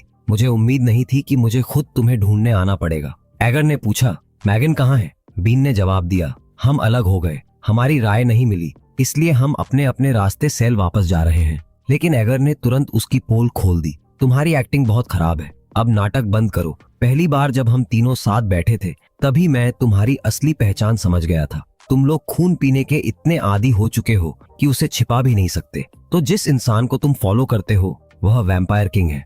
सही कहा ना? अपनी पहचान उजागर होते ही बीन ने भी नाटक करना छोड़ दिया। उसने कहा, मेरे लॉर्ड काउंट ने मुझे भेजा है कि मैं आपको सम्मान के साथ उनके पास लेकर जाऊं। लेकिन एगर ने उसी वक्त साफ मना कर दिया। यह सुनते ही बीन के चेहरे पर एक खतरनाक मुस्कान आ गई। उसने अपनी ब्लेड निकाल ली। अब वह एगर को जबरदस्ती अपने मास्टर के पास ले जाने वाला था, चाहे उसे घसीट कर ही क्यों ना ले जाना पड़े। तभी सिरो को सब समझ आ गया। उसे पहले से महसूस हो रहा था कि जैसे जैसे वे बीन के करीब आ रहे थे दबाव बढ़ता जा रहा था। ऊपर से उसके शरीर से आने वाली खून की गंध इतनी तेज थी कि नाक तक चुभ रही थी। अब उसे सच्चाई पता चल गई थी। बीन असल में एक वैम्पायर था। अगले ही पल एगर ने सीधे बीस्टमैन ट्रांसफॉर्मेशन एक्टिवेट कर दिया। यह देखकर बीन को अचानक सब समझ आ गया। अब समझ आया कि तुम इस छोटे ब्रैड को हमेशा अपने साथ क्यों रखते हो। तो ये एक वेयरवुल्फ है। लेकिन एगर ने सिर हिलाया। तुम गलत हो। सिरो का भाई एक वेयरवुल्फ है, लेकिन सिरो की ब्लड लाइन अलग है। उसकी पहचान एक प्योर ब्लड वेयरवुल्फ की है, एक लाइकेंथ्रोप। सच कहें तो एगर ने भी उम्मीद नहीं की थी कि सिरो इतनी तेजी से ग्रो करेगा जैसा उसने सोचा था।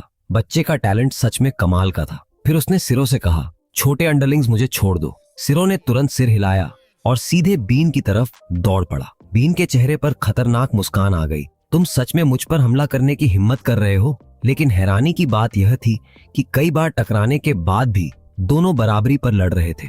उधर एगर ने एक ही अटैक में अंडरलिंग्स के पूरे ग्रुप को उड़ा दिया। फिर वह बाकी लोगों की तरफ बढ़ा और अचानक अपनी हथेली काट दी। ताजा खून चारों तरफ बिखर गया और दूसरे प्रिजनर्स के ऊपर जा गिरा। जैसे ही उन्होंने उस मीठी खून की खुशबू महसूस की, वे पागलों की तरह एक दूसरे पर टूट पड़े। उसी मौके का फायदा उठाकर एगर ने अपने दुश्मनों को तेजी से खत्म करना शुरू कर दिया। यह देखकर बीन के चेहरे का रंग बदल गया। उसे तुरंत समझ आ गया कि हालात खराब हो चुके हैं। उसने अचानक पूरी ताकत लगाकर सिरो को एक किक मारी और उसे दूर उड़ा दिया। फिर उसने हवा में फैली उस मीठी खुशबू को सूंघा और आखिरकार समझ गया कि काउंट एगर को क्यों चाहता था। लेकिन वह एक बात समझ नहीं पा रहा था, एक बूढ़े आदमी के खून से इतनी मीठी खुशबू कैसे आ सकती है। उसके अंदर का वैम्पायर इंस्टिंक्ट जोर जोर से चिल्ला रहा था, एगर को मारो और उसका खून अभी पी लो। लेकिन उसके सामने सबसे बड़ी रुकावट सिरो था। बीन अपनी ब्लेड लेकर सिरो पर टूट पड़ा। वह पहले इस परेशानी को खत्म करना चाहता था। अपने लंबे कॉम्बैट एक्सपीरियंस के भरोसे उसने कुछ मूव्स के बाद एक ओपनिंग ढूंढ ली और एक ही वार में सिरो के कंधे को चीर दिया। लेकिन अगले ही पल उसकी आंखें फैल गईं। सिरो के कंधे का मांस और खून हिलने लगा और कुछ ही पलों में घाव भर गया। हालांकि दर्द ने सिरो के अंदर का गुस्सा पूरी तरह भड़का दिया। बीन के एक पल के शौक का फायदा उठाकर सिरो ने उसे जोरदार पंच मारकर दूर उड़ा दिया। बीन ने दोनों हाथ सामने रखकर उस अटैक को ब्लॉक किया, लेकिन उसके दिल में ठंडा डर उतर गया। यह बच्चा बहुत तेजी से मजबूत हो रहा था। तभी अगले ही सेकंड जिससे एगर का अटैक बिजली की तरह आया और सीधे बीन की छाती को आर पार कर गया। एगर ने बिना किसी भाव के अपना हथियार वापस खींच लिया और बीन वहीं बुरी तरह घायल हो गया। उसने कभी सपने में भी नहीं सोचा था कि इतनी कम देर में एगर उसके सारे सबोर्डिनेट्स को खत्म कर देगा। बीन के शरीर से खून लगातार बहने लगा और वह धीरे धीरे घुटनों पर गिर गया। सिरो उसे गिरते हुए देखता रहा। उसके मन में अजीब सी फीलिंग थी जिसे वह खुद भी ठीक से समझ नहीं पा रहा था। सिर्फ 3 वीक्स पहले वह एक कमजोर बच्चा था जो अपने भाई के पीछे छिपकर किसी तरह जिंदा रह रहा था। वह किसी का सामना नहीं कर सकता था, लेकिन अब वह अपने दम पर लड़ सकता था। तो यही एहसास होता है जब इंसान खुद अपनी ताकत से लड़ता है। कुछ देर बाद सिरो ने अपनी ट्रांसफॉर्मेशन खत्म कर दी। एगर ने उसकी तरफ देखा और बहुत कम मिलने वाली तारीफ दी। अब तुम्हारे अंदर थोड़ी ताकत आ गई है। सिरो मुश्किल से खड़ा हुआ और एक प्रिजनर्स बॉडी से कपड़े उतारने लगा। एगर ने तुरंत कहा, जल्दी करो, हम पहले ही बहुत समय बर्बाद कर चुके हैं। इसी बीच वैम्पायर काउंट की तरफ कई मेड्स अपने लॉर्ड से माफी मांग रही थीं, क्योंकि रिलीज की वजह से वे समय पर वापस नहीं लौट पाई थीं। लेकिन वैम्पायर किंग एंडुरस ने अपनी आंखें सिकोड़ लीं। उसे साफ महसूस हुआ कि बीन के साथ उसका मेंटल लिंक टूट चुका था। आमतौर पर वह उस बेकार आदमी की परवाह नहीं करता था, क्योंकि वह लेवल 3 के लायक भी मुश्किल से था। लेकिन संयोग से एगर को उसी के टेरिटरी में भेजा गया था। एंडुरस मन ही मन सोच रहा था कि आखिर उसे एगर के साथ बैठकर चाय पीने का मौका कब मिलेगा। उधर एक दूसरे कॉरिडोर में 3 लोग एक विशाल ओगर के सामने खड़े थे। उनका लीडर कोई और नहीं बल्कि लेवल 2 बीस्टमैन होरिक था। रिलीज के दौरान लगातार लड़ाइयां लड़कर वे पहले से काफी मजबूत हो चुके थे और अब मिलकर एक मीडियम साइज्ड ऑगर को हराने लायक बन गए थे। लेकिन उनके मन में अभी भी एगर और सिरो की चिंता थी। लुकास अच्छी तरह जानता था कि जब तक सिरो एगर के साथ है तब तक उसके जिंदा होने की उम्मीद पूरी तरह बनी हुई है। दूसरी तरफ एगर और सिरो सेल की ओर वापस लौट रहे थे, लेकिन पूरे रास्ते उन पर लगातार हमले हो रहे थे। एक और दुश्मनों की वेव को खत्म करने के बाद सिरो ने पूछा, ये लोग आखिर हैं कौन? एगर ने जवाब दिया, ये लोनलीनेस की ऑर्गेनाइजेशंस में से एक हैं, डीमन वर्शिपर्स के ब्लैक मैजिशियंस। शायद ये लोग मेरा शिकार करने आए हैं। उनका लीडर और मेरा रिश्ता कभी अच्छा नहीं रहा। रास्ते में आगे बढ़ते हुए एगर को अचानक फिर एक तेज और बदबूदार गंध महसूस हुई।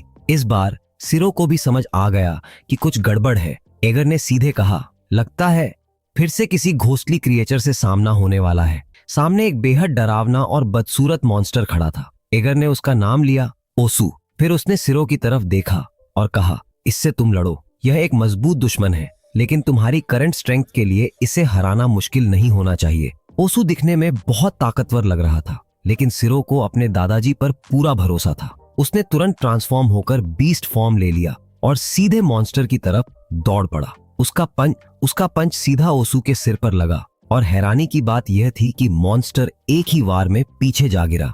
उसी पल सिरो के मन में आत्मविश्वास जागा, मैं इसे हरा सकता हूँ। लेकिन अगले ही सेकंड घोस्टली क्रीचर ने पलटवार किया और सिरो को जोर से जमीन पर दे मारा। कॉरिडोर में घोस्टली क्रिएचर्स से सामना होने पर प्रिजनर्स के मरने के कई तरीके होते थे। कभी उनकी कॉम्बैट पावर कम पड़ जाती थी, लेकिन असली खतरा वह नहीं था। सबसे खतरनाक चीज थी उनकी डार्क ऑरा। उस ऑरा का असली रूप था डर, और ज्यादातर घोस्टली क्रीचर्स लेवल 4 या उससे ऊपर के होते थे। लेवल 1 और लेवल 2 की तो बात ही छोड़ो, लेवल 3 वाले भी उनके असर से बच नहीं पाते थे जब तक वे अपने दिल के डार्कनेस का सामना न कर चुके हों। सिरो और ओसू के बीच लगातार लड़ाई चलती रही। वह बराबरी से मुकाबला कर रहा था, लेकिन फिर भी मॉन्स्टर को खत्म नहीं कर पा रहा था क्योंकि उसके पास अभी तक कोई इनेट एबिलिटी नहीं थी।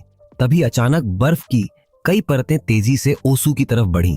जैसे ही एगर ने यह देखा, वह तुरंत समझ गया कि कौन आया है। उसने बिना पीछे देखे पूछा, तो तुम अपनी सिस्टर से मिल आई? एक शांत आवाज सुनाई दी।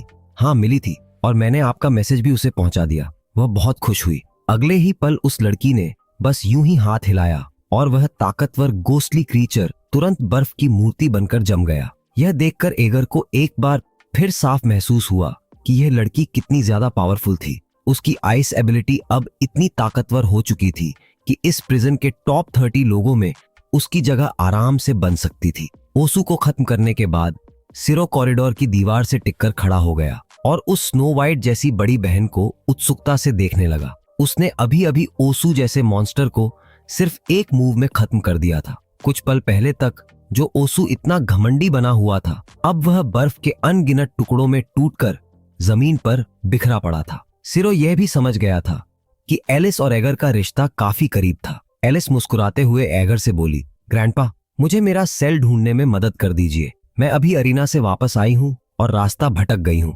पीछे खड़े सिरो ने धीरे से उसका धन्यवाद किया, लेकिन एलिस ने बस एक हल्की सी नजर उस पर डाली। सिरो को साफ महसूस हुआ कि वह उसे खास पसंद नहीं करती। उसी समय कॉरिडोर के दूसरे छोर पर डीमन वर्शिपर्स की level 5 black magic swords woman सुविलीन बड़बड़ा रही थी। उसके पास खड़े आदमी की हालत देखकर उसका गुस्सा और बढ़ गया। आखिर मुझे इसी आदमी के साथ क्यों भेजा गया? वह झुंझलाकर बोली। न सिर्फ इसने अपनी मर्जी से काम किया, बल्कि घोस्टली क्रिएचर के साथ अपना कनेक्शन भी तोड़वा बैठा। लेकिन यह कमांडर डार्कस का ऑर्डर था, इसलिए सुविलीन को अपनी नाराजगी दबानी पड़ी। तभी उसकी आंखें अचानक तेज हो गईं। उसे महसूस हुआ कि उसके आसपास जुड़े हुए सबो नर्डिनेट्स एक एक करके मर रहे हैं। इसका मतलब टारगेट मिल चुका था। सुविलीन ने तुरंत अपने लोगों और नेक्रोमैंसर सैडल को साथ लिया और उस दिशा में दौड़ पड़ी जहां उसके सबो नर्डिनेट्स मारे गए थे। दूसरी तरफ एगर की टीम अभी अभी एक और ब्लैक मैजिशियन को खत्म करके आगे बढ़ी थी। एलिस ने एगर से कहा, लगता है इन्होंने पहले से प्लानिंग कर रखी थी। रिलीज शुरू होते ही सब इकट्ठा हो गए। सिरो काफी देर से एगर और एलिस को देख रहा था। आखिर उसने हिम्मत जुटाकर पूछा, बिग सिस्टर, आप और ग्रैंडपा की मुलाकात कब हुई थी? क्या आप शुरू से ही इतनी स्ट्रांग थीं? लड़के की बेचैन और जिज्ञासु आंखें देखकर एलिस समझ गई कि वह काफी देर से उसे देख रहा है। शायद वह हमेशा एगर के साथ रहा था और अब उसके अंदर थोड़ा कंपटीशन वाला फीलिंग भी पैदा हो गया था। एलिस हल्का सा मुस्कुराई और बोली, 7 इयर्स पहले मेरी सिस्टर और मुझे फंसा दिया गया था। जब हम पहली बार यहाँ आए थे, तब हमारे दिल पूरी तरह डिस्पेयर से भरे हुए थे।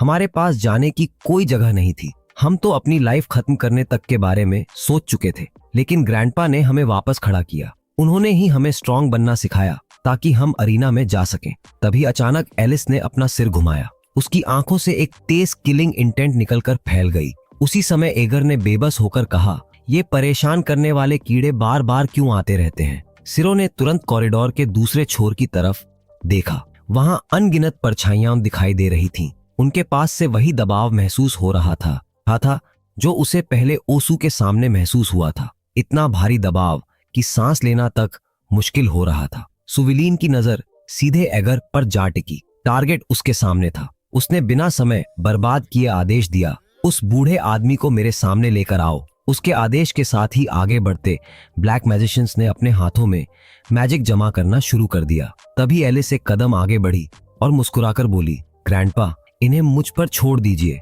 मैं हमेशा से चाहती थी कि आप देखें अब मैं कितनी स्ट्रांग हो चुकी हूँ। अगले ही पल ब्लैक मैजिशियंस ने एक साथ अपने हाथ उठा दिए। काली एनर्जी से लिपटी हुई भयानक फ्लेम्स उनकी तरफ दौड़ पड़ी, लेकिन एलिस ने बस एक हाथ उठाकर नीचे की ओर दबाया। उसी क्षण ब्लैक मैजिशियंस के पैरों के नीचे से अनगिनत आइस स्पाइक्स फूट निकले। वे बर्फीले कांटे सीधे भीड़ के बीच घुस गए और हर बार जब वे किसी को छूते तो उसके नीचे से और भी आइस थॉर्न्स निकल पड़ते। यह सब देखकर एगर की सोच जैसे अचानक अतीत में लौट गई। उसे वे दिन याद आ गए जब दोनों बहनें एक दूसरे को पकड़कर रोया करती थीं।